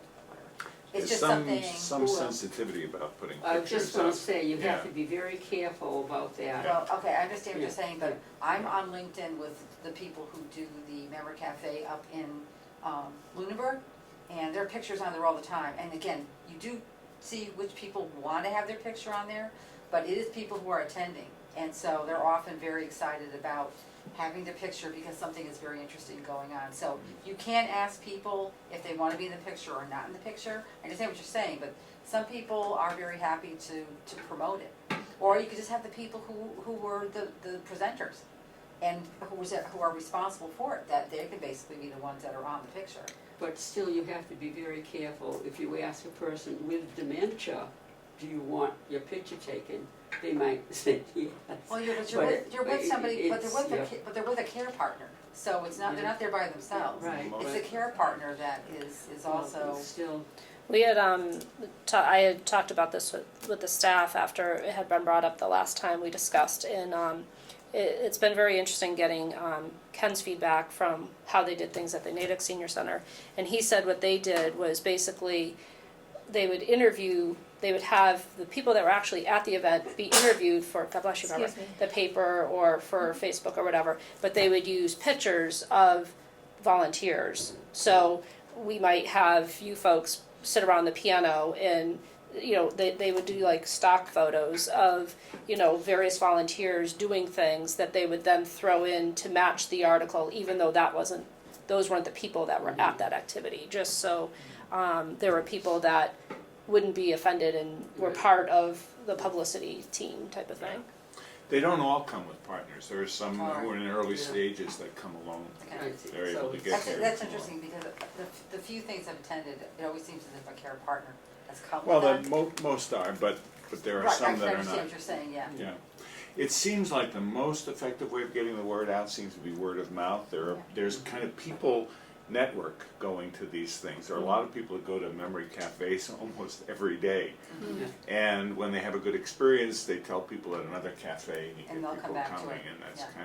that's been the most effective. And I've growth noticed factor. a gradual increase in the number of people coming, because I do the lunches on that day. So I've seen a gradual increase in the number of participants who come for the memory cafe. Excuse me, but that raises an interesting question, because do you have a family member and a care partner coming to these meetings? Or is the numbers being artificially bloated? No, I don't Or is it think just one supporting person per person with dementia? I've not been Usually. aware of anybody I- coming with more than one person. Right. I don't think I can answer that. Yeah. I'm not very sure about it. Because we are serving them meals, Right, and so the cost at goes up. one point, we thought that there were 2 people accompanying, but that is not something I can corroborate and say that for definite it was. Whether it was just a perception or whether it was a fact, I don't know. Do we have a brochure or something that tells people about the memory cafe that says, bring a care partner and a family member? No, we have a No. flyer, but we don't have a Monthly brochure. Or, yeah, a flyer would be fine, so long as we Yeah, tell it them. doesn't go into detail, it Yeah. publicizes what the activity is. And I would think that would be okay. I mean, we do run into that with transportation sometimes, where we might have an adult daughter accompanying her mother to an appointment, but the father needs to come because he has dementia and the mother is the care partner, so we end up with 3 people riding the van for one appointment because one is the care partner of somebody else that needs to come, so, but, we just count that as that person brought a companion, so we have a mechanism to count that additional person. So I think if that arose, Mary would figure out how to count that appropriately. Because that might happen. Yeah, my sense is if it happens, it's been very rare. But the perception is it's not yet a problem, or it's not a problem right now. Not yet. Okay, let's move on. The director's report. I don't want anybody to get the impression that this director's report is meant to be a report card on the director. I mean, It can be if you'd like. no. You see, the way I look at it, this is 3 pages of actions in Sharon's lab, and that's a lot. And I think that we as the board members should be actively involved in helping wherever we can. Will you ask us if you need to? If you need to? That's all I can say, because this is a lot of work Well, and there's, between Ken and Sharon. You know, what are you talking, 50, 25 different action items? So, that well, being said, I in think. any given day, we have a lot more that's not even shown here that we're Yeah, working on. exactly, that's my point. But these are the things that we've been discussing I don't want you to anyways think of it here. as a report card. Oh, no, I think it's been helpful the few months that we've been using it, just so, kind of like, that these items that we were talking about don't get lost, you know, that they're all in one place, so that, you know, if we say, you know, well, where did we leave off on that? We've got a quick way to reference something. Yeah, the advantage is if something is not being, you know, we don't want things falling through the cracks. That's the only purpose of this list. Just like open invoices should not fall through the cracks. We should see if there are any open invoices each month. So anyway, go ahead. You want to review the, Well, the only thing I put in my email reviewing this document that I said, you know, would need updating since I had prepared this was, we can finally take this one off. That I'm, yes, like I the said in my dispose of email organ can that go away. it's bittersweet news to report that it has finally been put to rest. Has met So- its demise. So, and it wasn't, and I had a typo here, it wasn't Ken that put the work order in, it was Keith. So I messed up one of my K names, so it was Keith Baldinger who orchestrated that. But, Question, so, on develop written procedures for the new AV system, do we have an estimated date of completion? I'm hoping by the end of the month, Rick Ford, the gentleman that I've mentioned here, he's waiting for 2 additional microphones to come in, that we're ordering another handheld and another lapel mic so that we have 2 of each. And so he's going to just bring those to us when they come in, and make sure that the frequency on them works properly, and then he'll be doing the training then. So the bottom line is, the estimated completion date is July? Yeah, I would say that's probably a safe estimate. Is this, what are we talking about? Is that the Ethernet? The wire? develop written procedures for the new AV system. Oh, okay. We expect that, do you think by the end of July we'll have the written procedures available? I would think so, because he had, when we got the system initially set up, he gave us kind of a framework of instructions, and we've been working off of those, but now we need to fine tune them. And he still has to, when he's out, he's gonna be troubleshooting to figure out, like the day that Cliff was presenting Would for the you? Memory Cafe, why weren't the 2 DVD players operating independently the way they were supposed to? Would you be able to have him have a training session for the group leaders? For the new- He might be able to come back and do that in the fall. He had said he would train the staff, and we've arranged for a few people in the men's group Okay. that want to be trained, because they're the ones who use it religiously every week Right. for their speakers. So,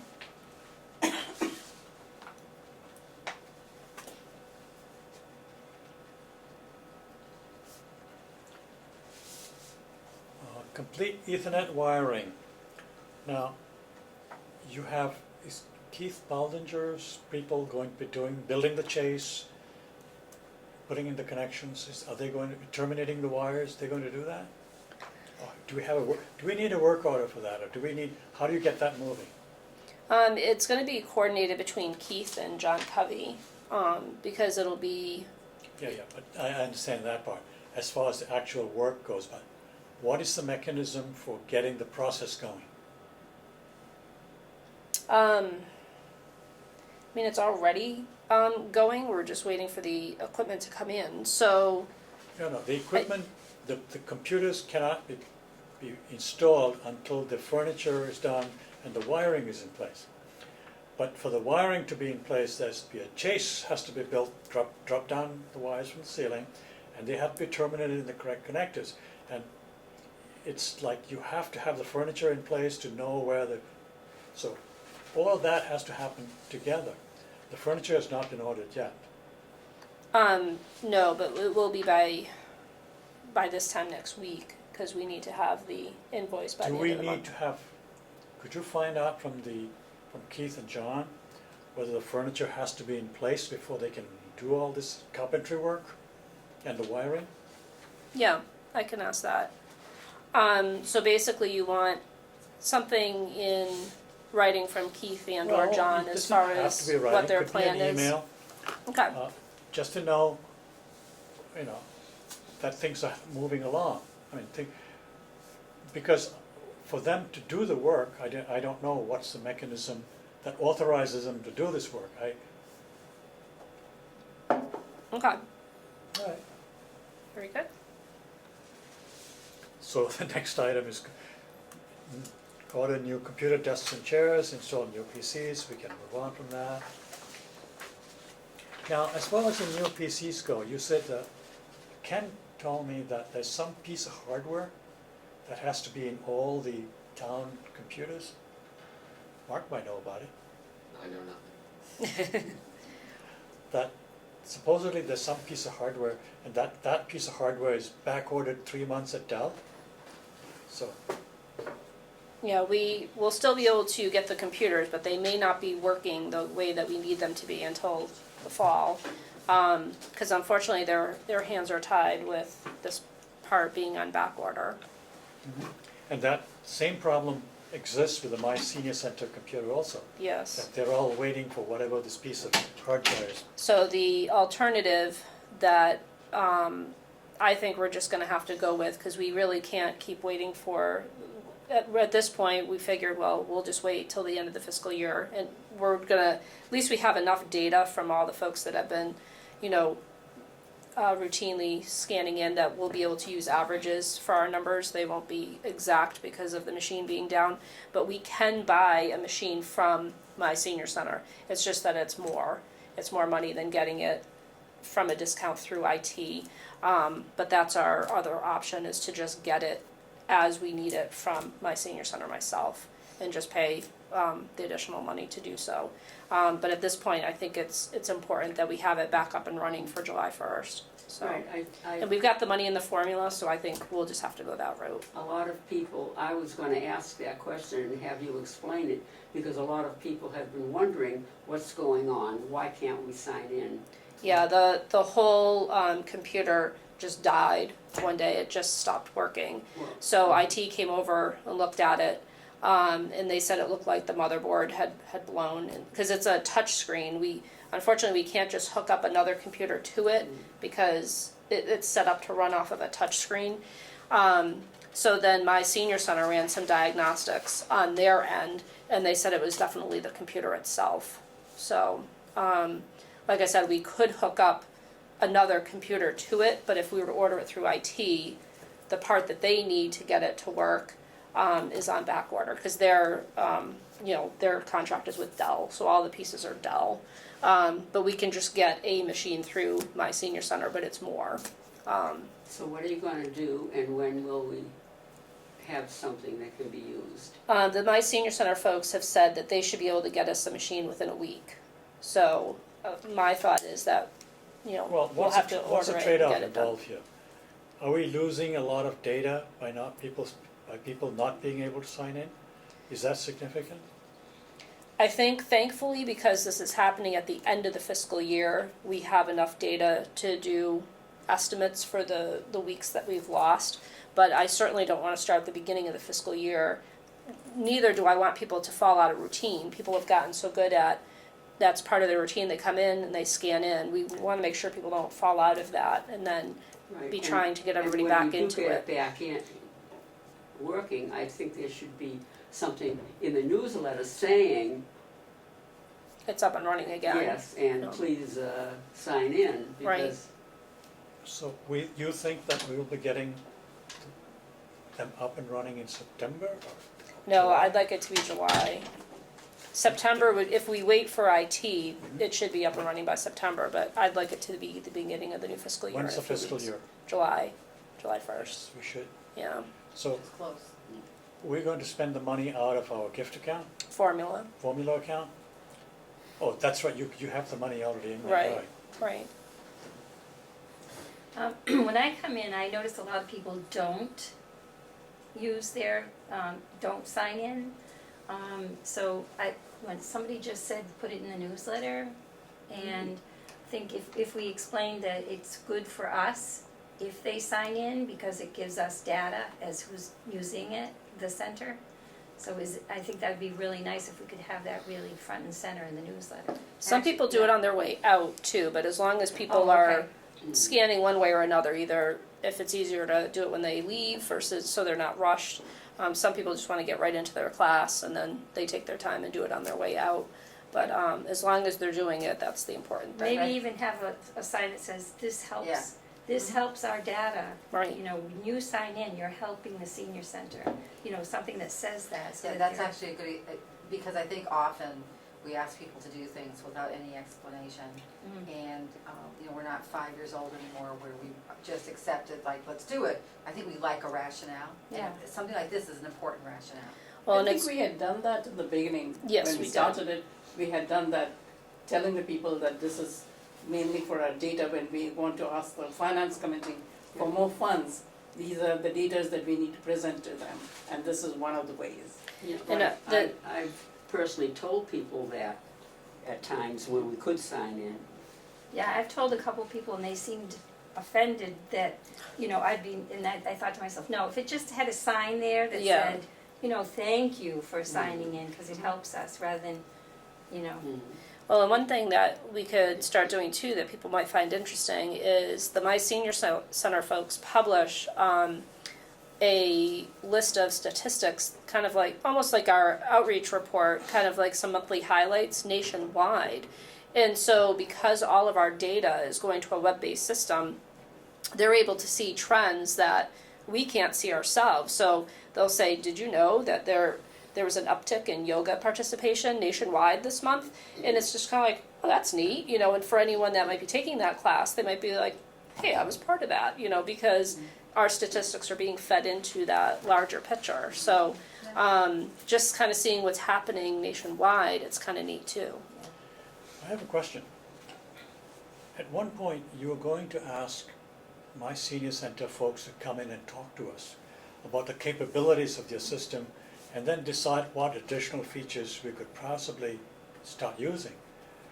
Is that still on? I think it was on one of the earlier action items. Is that still in the works? I mean, can you get them to come in and talk to us? Probably not. Right now, they're leaning more towards doing webinars too, much like the Root Match folks. So they're trying to steer folks to utilizing, you know, they've got quite an extensive webinar library of, you know, how to use different features of the system. But Would they be interested in doing like a go-to meeting where there might be a way just to have one of the PCs turn it around and, you know, really just talk to them that way? This way they don't have to Yeah. actually travel, and you can set it up for a 30-minute, whatever. Those work really nicely just to have a very quick presentation, and you still are live with the person. yeah, And you can ask them all the questions you need to do, but it means that they'll probably be happier about doing something because they don't have to travel. yeah, I'll explore that and see, because where this, knock on wood, seems to be working, we could probably do a go-to meeting right through my computer and everybody could watch and we could follow along. See, the reason I asked is the advantage to having them come in even for an hour. We as a board have to decide what additional features we're going to pay for. Right now, we're only paying for the basic stuff. Is that true? Right. So that's another reason, because if just going to a webinar and getting trained, will that be adequate? I mean, you have done it. Are there more, from your perspective, are there more features that we could be using? I don't know. I know I myself have some questions that I want to ask them as far as things that I know that my senior center is capable of doing, but I don't know if they require additional modules that we would have to pay for. Because And a go-to meeting, you're live with them, so. I'm Right. sorry? A go-to meeting, it's not a webinar, it's a meeting. like where they're there. So, And- yeah, it's like they're here, they're on the screen. Yeah, Yeah, but where is this meeting held? It's right here. It's what it is it's a live meeting, it's just electronic. Oh, yeah, sure, it's like Skype, Yes. whatever. yeah, kind of, Yeah, that would be fine too, yeah.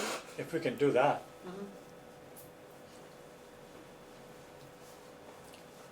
Okay, yeah, I'll see what we can find out.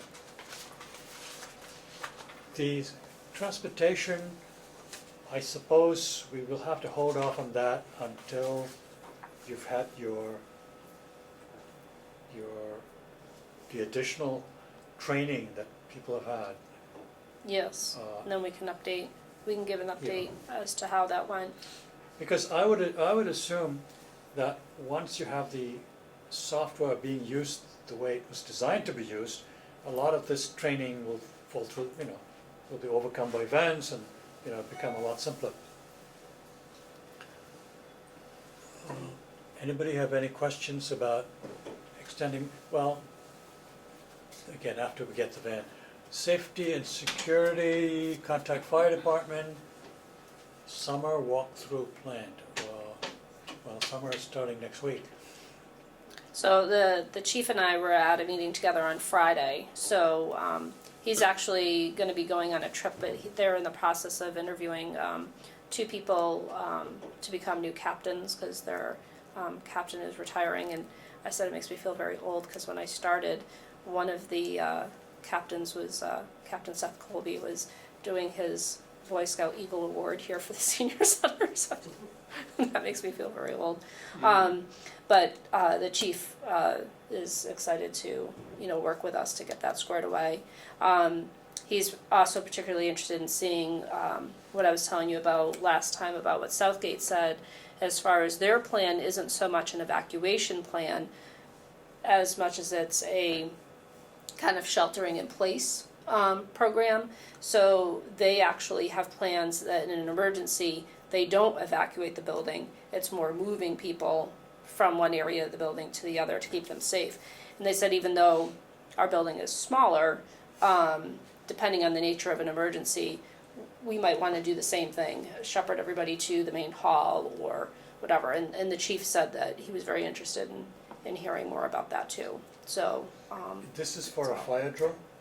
yeah, In he'll, lieu of- Yeah, but I can understand that. We don't have to evacuate per se, but we still need to do a dry run. oh yeah, Don't you, but in some situations, if there was a real fire, wouldn't you have to really evacuate the building? yes, yeah. So you really would wanna have, so in the building, like, you probably have all the lights that indicate the Yes. exits?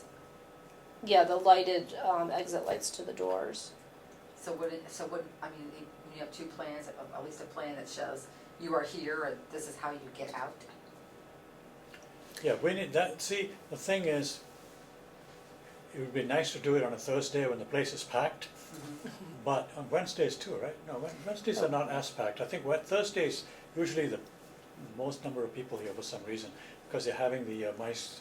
Well, that's the when we men's group. have the most number of people at once, but Wednesday is actually our busiest day as far as having activities back to back to back.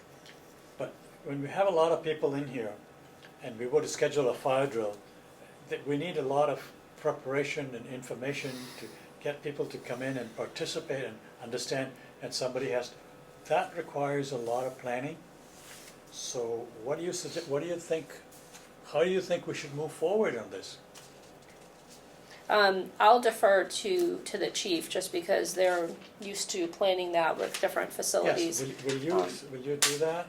Get some feedback from them, and, because we should plan it for, at least for the warmer, weather is still warm, we can ask people to go outside. Not that fires only occur in the summer, but that's a good time to plan for it. Yeah, I'll update you with what the chief comes up with. Now, moving along, the sign-in terminal, the security cameras, the issue of security came up yesterday at the selectmen's meeting, and my position is that yes, we do have a municipal level need to secure the building, but the security, the internal security, how does the board feel about this? About having our own internal, maybe video monitoring system that monitors the building while there's activity going on only when the activity is going on inside. Having our own system, how do you feel about that? Who is going to monitor that? Well, it would have to be the staff, somebody in the staff. So then we need additional people and additional space to have the monitors so that there's somebody there with the monitor. Oh, no doubt, no doubt. Maybe the greeter, I don't know. Well, agreed, but But that's only for a few hours. See, that's why I say there are really two separate issues. One is the security of the building, that being a municipal building, that comes under the umbrella of the town. They're going to put in monitor stuff 24/7. In fact, Stephen talked about having infrared sensors to notice that there's activity outside the building. But I'm thinking in terms of an event, security event, while the place is crowded with people inside during normal hours. That somebody pulls a gun on somebody, or somebody pulls a knife on somebody, or there's some violence, or somebody gets attacked. What happens? What do we do? I would think we call 911. Well, Yes, the but thing- the I mean, people in the building, yeah, the people in the building don't know what to do. I mean, how do they know to shelter in place? How do the group leaders know that there's a crisis going on here? well, wouldn't you then have two different plans in place in training, or at least make sure your staff is trained? Because they're basically gonna be the people that would be the leaders in a crisis situation. Exactly. So if you had, We need something, I think that we need something in place. well, I mean, for example, working in hospitals and most other places now, we have multiple scenarios in which we are constantly seeing videos. One is, we do compliance, but then we do, shelter in place if there's someone coming on, and we do fire drills separately. We have fire drills all the time. But we also have to look at, we call it active shooter. And it could be any kind of scenario, bomb, knife, whatever, but we have active shooter. We actually do scenarios in which somebody does come in, and work with the police department to actually do that. And then in addition to that, you either could do something where you have people look at something, or you have it in place, or make sure your staff knows what to do, so that there was an active shooter situation, because you just never know when something is gonna happen. I mean, we have a lot of problems now in healthcare because, people come into the emergency department and they have they're angry with somebody that's in the emergency department and come in with a gun. And nurses and doctors have been killed. And so that's an active shooter situation, and people are supposed to know how to shelter in place or stop what they're doing, or decide if you can actually tackle the person who is committing who is coming with a gun. But that would, again, because we're a public environment where anything can possibly happen, you do have two separate pathways here. One is a fire scenario, that's pretty straightforward, because you're probably leaving the building. An active shooter is a whole different situation, because what are people gonna do in terms of responding to the fact that someone has come in with a gun? My thought on, I thought we were gonna train our leaders what to do if somebody was having, and I was thinking more of a medical emergency, what to do. And if there was a fight, train our leaders who to go to have what person call 911. I wasn't thinking of a gun coming in or something like that, but if we could start at least at that level, and we're getting to get there, I think it's Ken is developing a manual, because I'm more concerned with having the people that are in charge of the different groups knowing the procedure of how to tell the office to call the police, or how to get an emergency vehicle here. And I thought that's what our basic one. I wasn't thinking about a gun coming in, but even if a gun came in, at the school system, we have always sheltered in place, but I understand now the National School Association, the school associations are thinking that now we should be able to let teachers bring the children to a safe place outside the building. But I don't know, to me, That isn't always possible. no, I know that, but I'm saying, I don't know, I wasn't thinking of a gun coming in so much But, as. but actually, very interestingly, if you are talking about in emergency, medical emergency. Right. I'm assuming that you have, paddles here to Yes, start, and the then, but defibrillator. is everyone here trained with basic CPR? Yes. Excuse me, let's not digress too far. Okay. Because the thing is, if you notice item 8 under new business, review and act on the instructor facilitator packet, and that packet needs a lot of work. And I don't think we are ready to review it yet, but this is something that should go in that packet. Yeah. Yeah. How to respond, you know, I want to put in stuff about being user-friendly, about not yelling at people and being courteous and all that kind of stuff, having some knowledge of what to do, some understanding about health issues, all that should be in the instructor packet. Just And as a- you're yeah. right, that needs to be in the instructor packet. Just a small aside, bullying is I'm sorry? happening a lot, bullying is happening a lot more in senior centers, so it's something, but when it comes to writing some of this stuff, are you gonna be able to identify people who can help in terms of the CPR? I'm sure there's medical professionals that can help in terms of all these different things that you have to get accomplished. Excuse me, go ahead. Oh, you have a medical Before professional. that, we have the CPR training and medical emergency response training for group leaders. I think you missed that, Shishi. Yes, I Safety and kind of jumped security. ahead because Well, I didn't guess want he to was go kinda- into. He was gonna probably try to throw it into this. No, it says, department willing to provide free of charge, so Oh, okay. are we limited to just the people who are the organizers, or is it free to as many people who want to take it?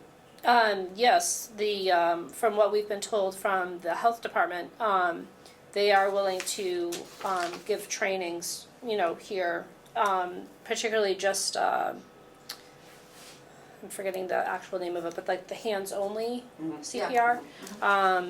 And you wouldn't be getting, the actual right. Certificate. It would be more Right. just informational, just a general familiarity. So I of- think that is very important for the people around to know how to react to a situation, Right, rather than just panic.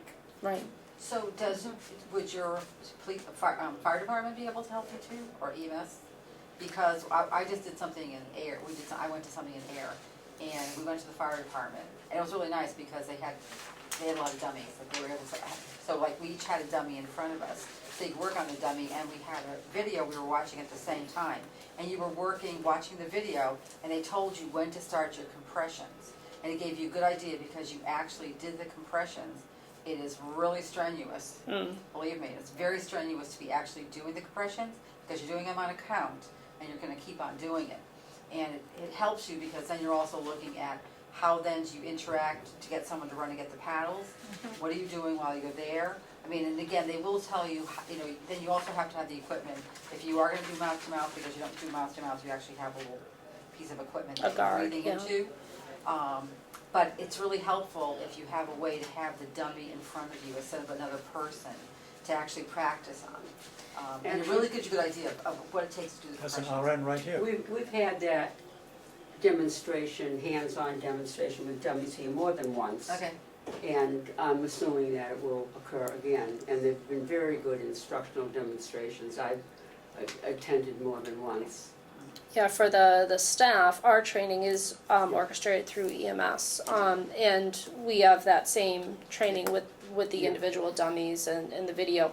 But that's to get our actual well, we certification didn't get the card. certification because we were just doing. Observing I mean, and- I was certified a long time ago, I haven't been certified in a long time. But, it was just to get everyone to understand, just even if they got just the basics being done. Because sometimes, even just to be able to start the compressions would be a help. Because it is kind of tragic to know how many people actually survive that, but at least you feel like you've done something. And it's also getting people to understand how to triage to get people to help you complete the process. Right. So when will that training be provided? See that, hang on. It seems to me that the safety, security, whole issue needs a leader. Because we just put it off like this month after month. I mean, I've been talking about this for 6 months at least, but we need somebody, what do you think? Who could you Say maybe enlist forming to help? forming who- a committee to 2 or 3 I don't know people. if committee is the the right approach, or some leader, somebody who's going to take the ball and follow through on safety and safety and security all go together. CPR training, evacuation, the whole thing goes to one ball of spaghetti. But so we need somebody who's going to take the ball. What do you recommend? Who can you think of? Can you cut by the next meeting? Could you have somebody identified? I mean, I don't think anyone here is. Well, actually, I'd like to be, and I've said this before, I'd like to help on the instructor facilitator group leader packet. So I'm raising my hand for that, and that's part of the safety. Yep. Okay, so, Well, would you be able to?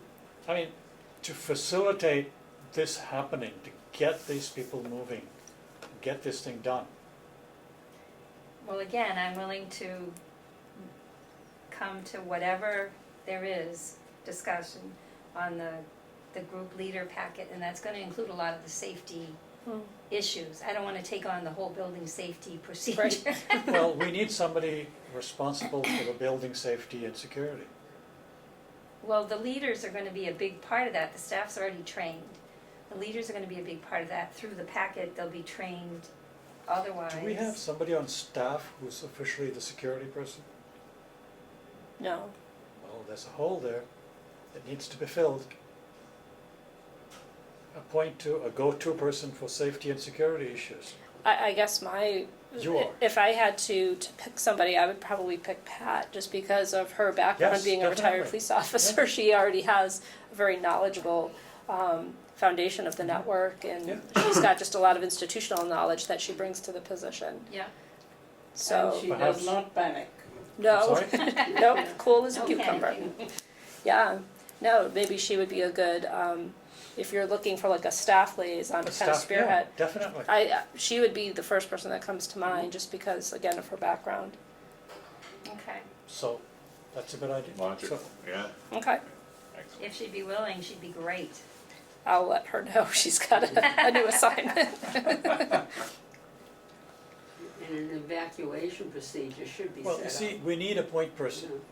who's going to take the lead and say, this is what our security profile looks like now, and this is where we need to be. I'm wondering if maybe, as far as, instead of designating another committee or so on, if maybe it's something that the Building Oversight Committee should add to their agenda items, because the See- request for security cameras came from the Building Oversight Committee anyway. I'm wondering if there's a way to tie that in, so we're not creating another committee unnecessarily. The think- only I reason don't I would think that object to is- that, I don't think that committee should be responsible for the security part. No. No. that's security, not just security, physical security alone. This whole active shooter thing, the fire evacuation, and medical emergencies, they all sort of overlap, Right. which is why Pat would be a great person to have.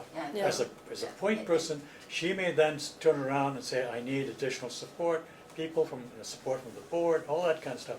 I'm reluctant to put the Building Oversight Committee involved in this because their perspective is on the physical building. Right. And not, Right. and not this Different. other component of it, which is a whole different Right, component. exactly. Right. Would the fire department be the ones to set up an evacuation procedure for us? Yes, they would Yeah. have to approve it. Well, maybe they would set And it Pat up. would talk to Never them. mind just approve it. Pat Maybe would they be their point of But you contact. still have to have someone that's gonna start the process to get it from them. Exactly, And then bring it over here. exactly. And I'm sure they can easily do that, but you've gotta start the process. Right. So you're going to investigate that. Yeah, I think Pat would be excited. I can't see her saying, yeah, no, I don't want to do that. I think she would be thrilled. Uh,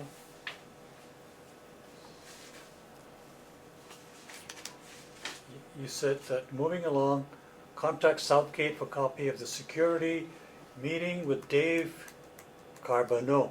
Yep, he's Will the, be discussed at the June meeting, and you're going to discuss it.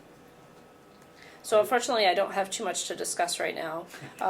But I'm still trying to set something up with Dave, so Have you had a Oh. chance to look at Southgate's procedures? No, so, Can't you just email them to you?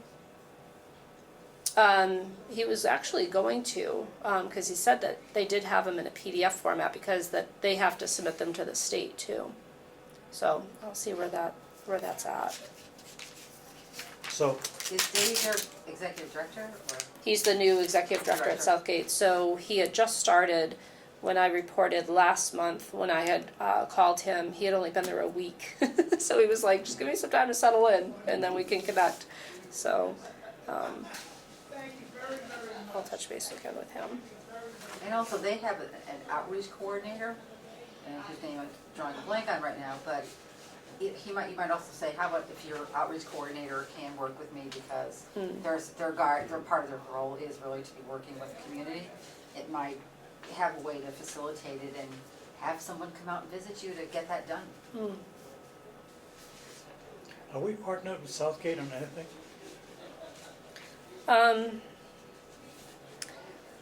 Not anything formal at the moment. I mean, in the past, we've partnered with them for specific programs or just helping to publicize each other's events or help recruit volunteers and things like that. But Because the gentleman who does, well, it's actually, he's community relations.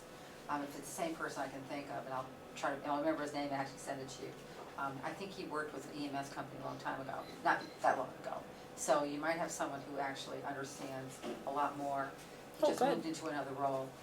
So, Okay. I attend, there are different regions where they have different, what we call senior networking, meaning we're dealing with companies that provide senior services. So it could be assisted living, it could be the EMS company. And so he was part of that, what we call the North County area. yeah, because Walter belongs to what they call it WAGS, the Worcester Area Gerontological Society.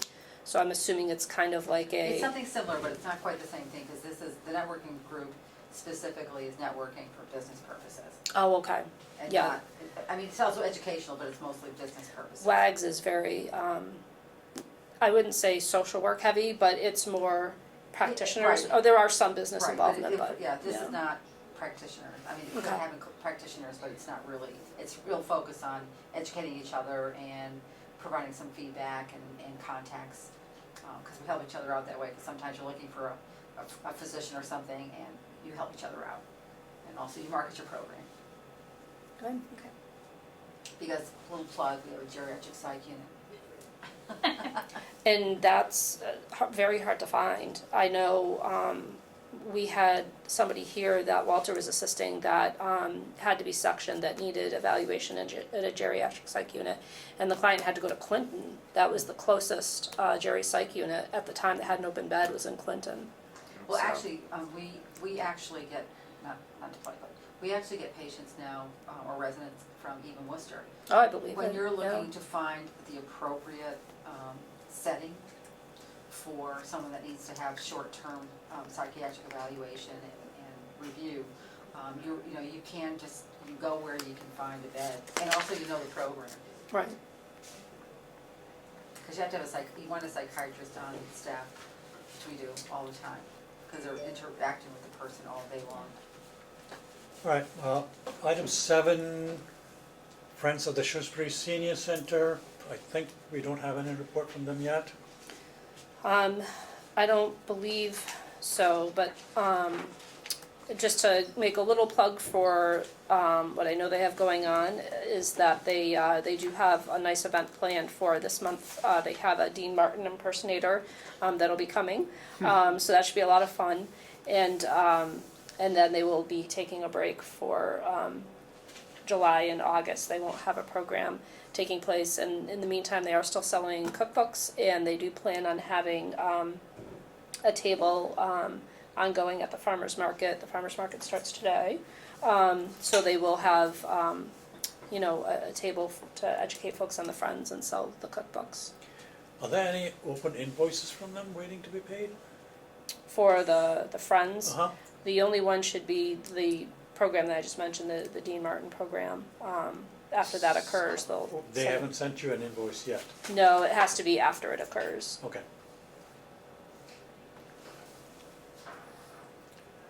Procedure and Policies Book, the Building Oversight Committee. Now, Keith Baldinger replied to some of those in your email, right? Yes. And you've all read it, and I'm not quite sure where to go with this. He made his point that about certain things.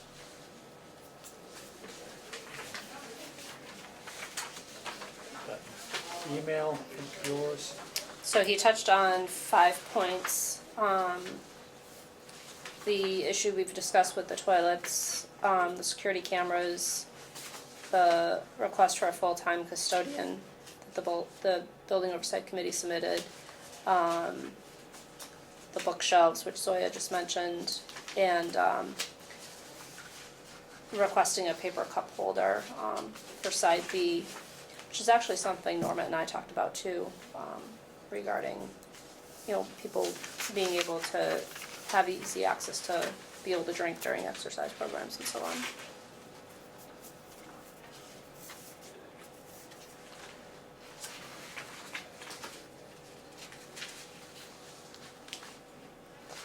Do you want me to just kind of review yeah, each of the kind of, points? yeah, would you please? So as far as the bathrooms, Keith said that this would require an extensive renovation to the restrooms. The current toilets are wall-mounted and would require new plumbing and tile work to raise them. We are currently exploring options to see if this can be done in a less expensive way.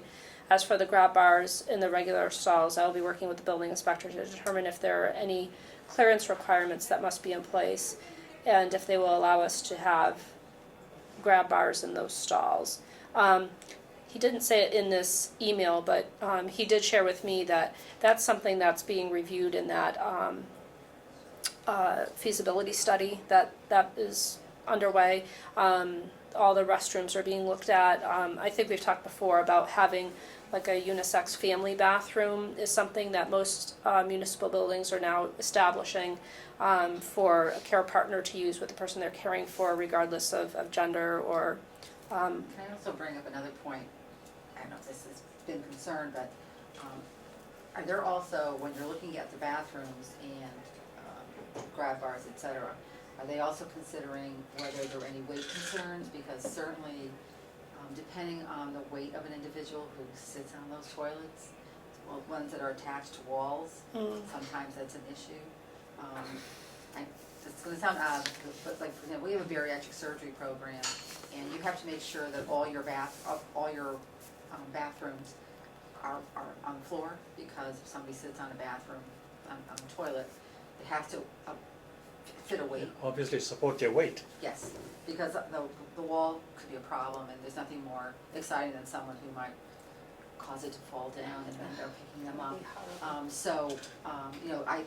In an era in which, you can have all sorts of size individuals, you don't discriminate on who walks in the door to be a member of your senior center.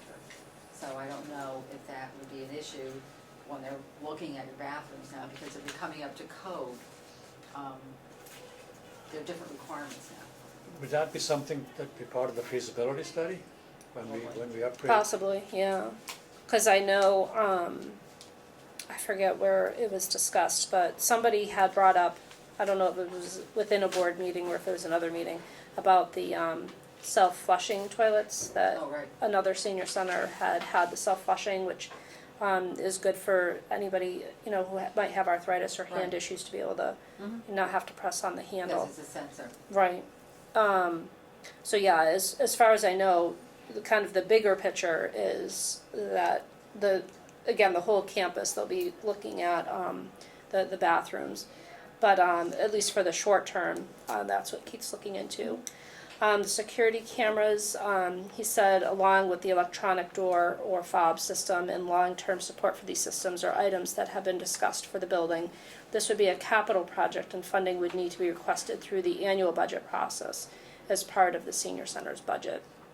So that was one thing.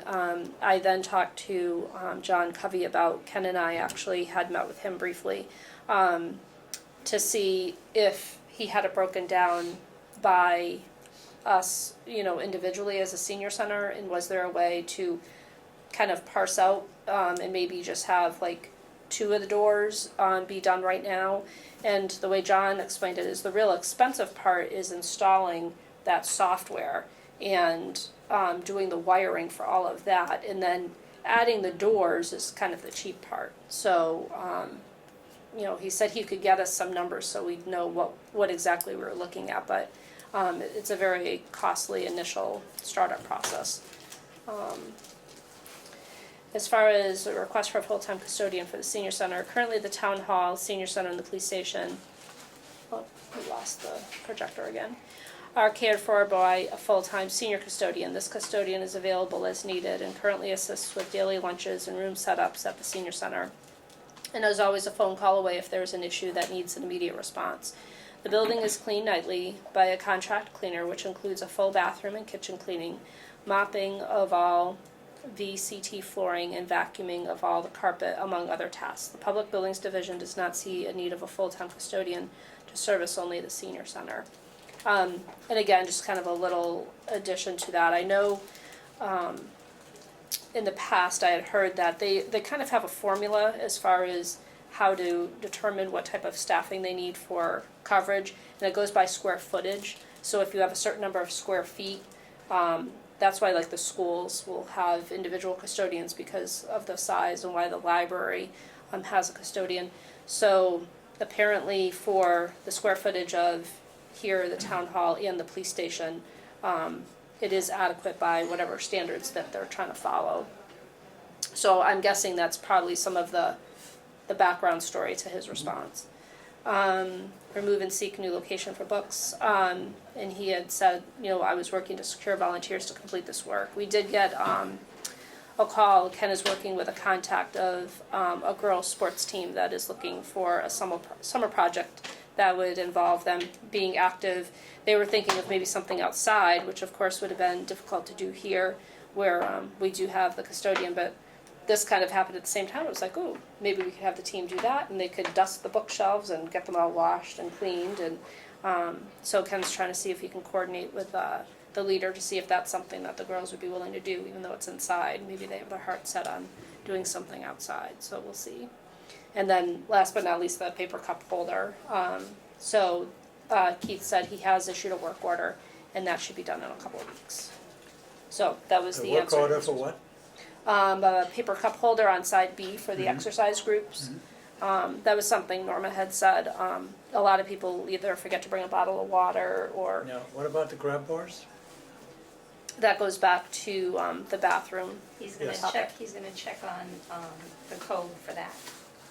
Just for the grab bars? Can we do the grab bars without doing that? Obviously, toilets is a big expense and a big project, but the grab bars could be immediate, right? Oh, I think the position of the grab Grab bars bars. would be dependent on the height of the toilet. He needs to see the Yeah, code. has to go together? Yeah. All right. Yeah. I And would think so. he said the clearance requirement that would be in place. Yeah. So you must need to have a certain amount of space on either each side. of the toilet Right. Oh, to, yeah. to actually use it. I have a point from the building committee. They say that they put in a lot of suggestions to the Council on Aging, but they don't seem to get a feedback from us as to what has been done with Who's this? the building committee. Says- Oh, our building Our oversight committee. building committee says that they put in requests, what they are doing to our council, but they don't seem to get a feedback from Well, us. you as see, to- that may be because we have no established channel for replying. Right, we don't. And we don't. I mean, this is true of all our subcommittees, not just them, that But they this come was up one with of these the- ideas. Perhaps we need a method of communicating. And I think it is important to. Oh, absolutely. That they are putting these suggestions forward, and what are we doing with it? Right. At least if they get a feedback saying that we have. So, like Lillian's email Right, should be replied to by Right. somebody. right. Okay.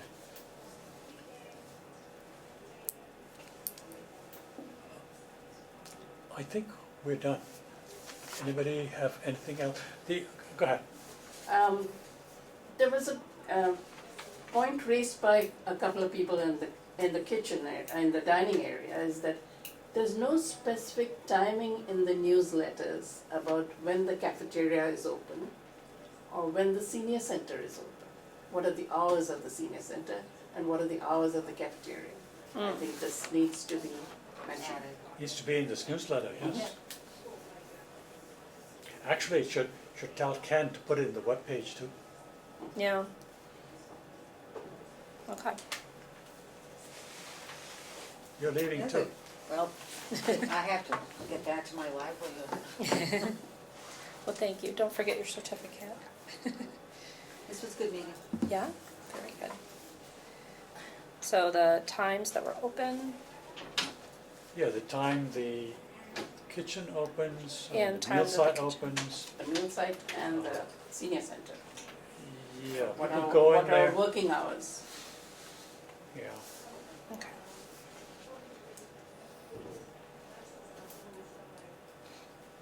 And I'll talk to you separately after about when I can come in and work with Ken on that packet. Yeah, because we do have, I'll have to email you, we do have a very rough draft, and, because you're actually mentioned in it that, you know, you're offering to be the liaison from the Yeah. board with the, so I'll see if I can get you, you know, at least how it looks, even though it's very rough. Yeah. It's like a page introduction of what we hope to have, you know, the leaders Yeah. do.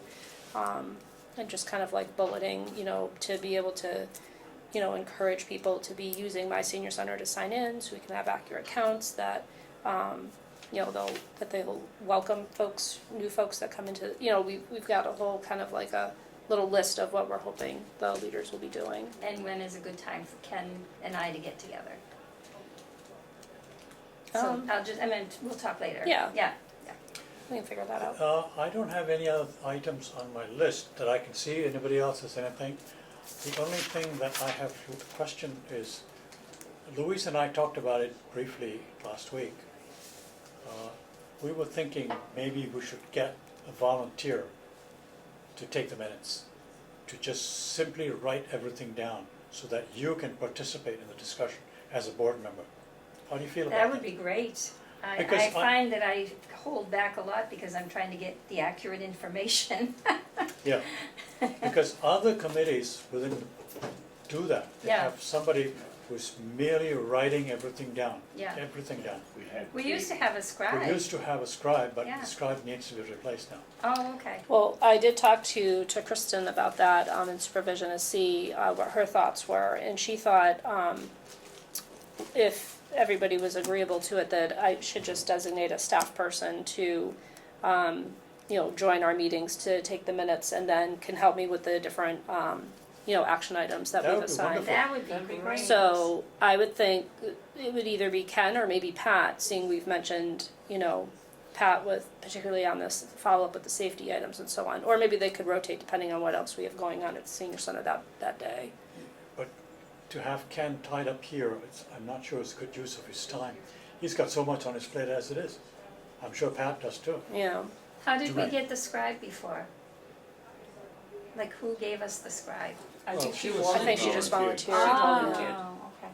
Yeah. Which is why I was going to ask for a volunteer. Maybe even, I can't ask a student because now it's summertime, but a college student, somebody. But then it'll be for a short time only. That's Right. right. We really need a We need full-time it, yeah. volunteer. A As a retired scribe. English teacher. Actually, I don't know how many people, shorthand's probably a dying art now. Yeah. Somebody who knows shorthand would be Yeah. ideal. Well, that's one reason why Kristen thought, you know, one of the staff members would be good, because they could just kind of be typing as we went along, and then again with following up and working together on specific, you know, action items. It's something we would be then kind of picking up there in our staff meetings. So, Yeah, so that'd be great. she recommended a staff person. Good. But then like Shashi said, that job gets held up for that many hours as we are having the meeting. That's right. We're gone once a month, Mhm. 3 hours at least. And then to go and transcribe all of this into readable form. And then if we have a and- workshop, Yeah, and have a workshop. No, we need a volunteer. Volunteer. who will be a scribe. An ex-steno. I'm sorry? And a steno. Ex-steno. And I'll give them That my would be pen. added. I did not volunteer for So- secretary, you remember that, right? Is this I something had that to you do can put in the it newspaper? when I joined. I know. Request- Or maybe even put it up on the bulletin board. We need a volunteer to do this. Yeah. Or ask people. Honestly, a retired English teacher would be great. They would do a good job. You'll be correcting your I was grammar. science, and that's why it's very difficult. But your minutes have been great, Well, I think. Thank you, but you don't see the time I put into trying to, Oh, Yes, They've but been you need to wonderful. participate in the discussion yeah, as and a I board often member. can't because I'm Writing constantly fast is writing. probably more important than the polishedness of the, it Language. can be polished up later. The language I don't think is that important as getting Yeah. the. Now, before we adjourn the meeting, I want to ask our chairperson emeritus for any comments, observations, anything you want to add, say? Just a couple of things. One on the My Senior Center, probably 4 years ago now, or almost 4 years ago at the MCOA conference. There was a vendor there from My Senior Center, and they had a brochure which had a lot of things that are offered. I think we haven't taken full advantage of it. But I think one thing as you look forward to the coming years, I think from last meeting and this one thing that stuck out to me is that we have not used the technology that we have purchased. That That's my Cynthia point. still relies on doing her route by hand and collecting all of the statistics on paper. And that all we've used, at least to my knowledge, My Senior Center for has been the check-in and then to retrieve the information out of the check-in. I think that to make a commitment to really learning what is available on our software and learning how to use it effectively to meet our needs should be a priority. And I think we were pretty clear in the minutes last time on that. You know, it Yeah. needs to be, but it needs to be Yeah, a priority and a commitment, because a lot of money is wasted both in purchasing these things and not using them, and all of the workarounds that we do with them, and the time that takes. Barbara, can you That's put it. that, include that in the minutes, Susan's comments? mhm. Thank you, Susan. Appreciate your input. It's going to go in the minutes. Go ahead. Adjourn. I move that we adjourn the meeting. I second. Yeah. Meeting adjourned. Thank you all.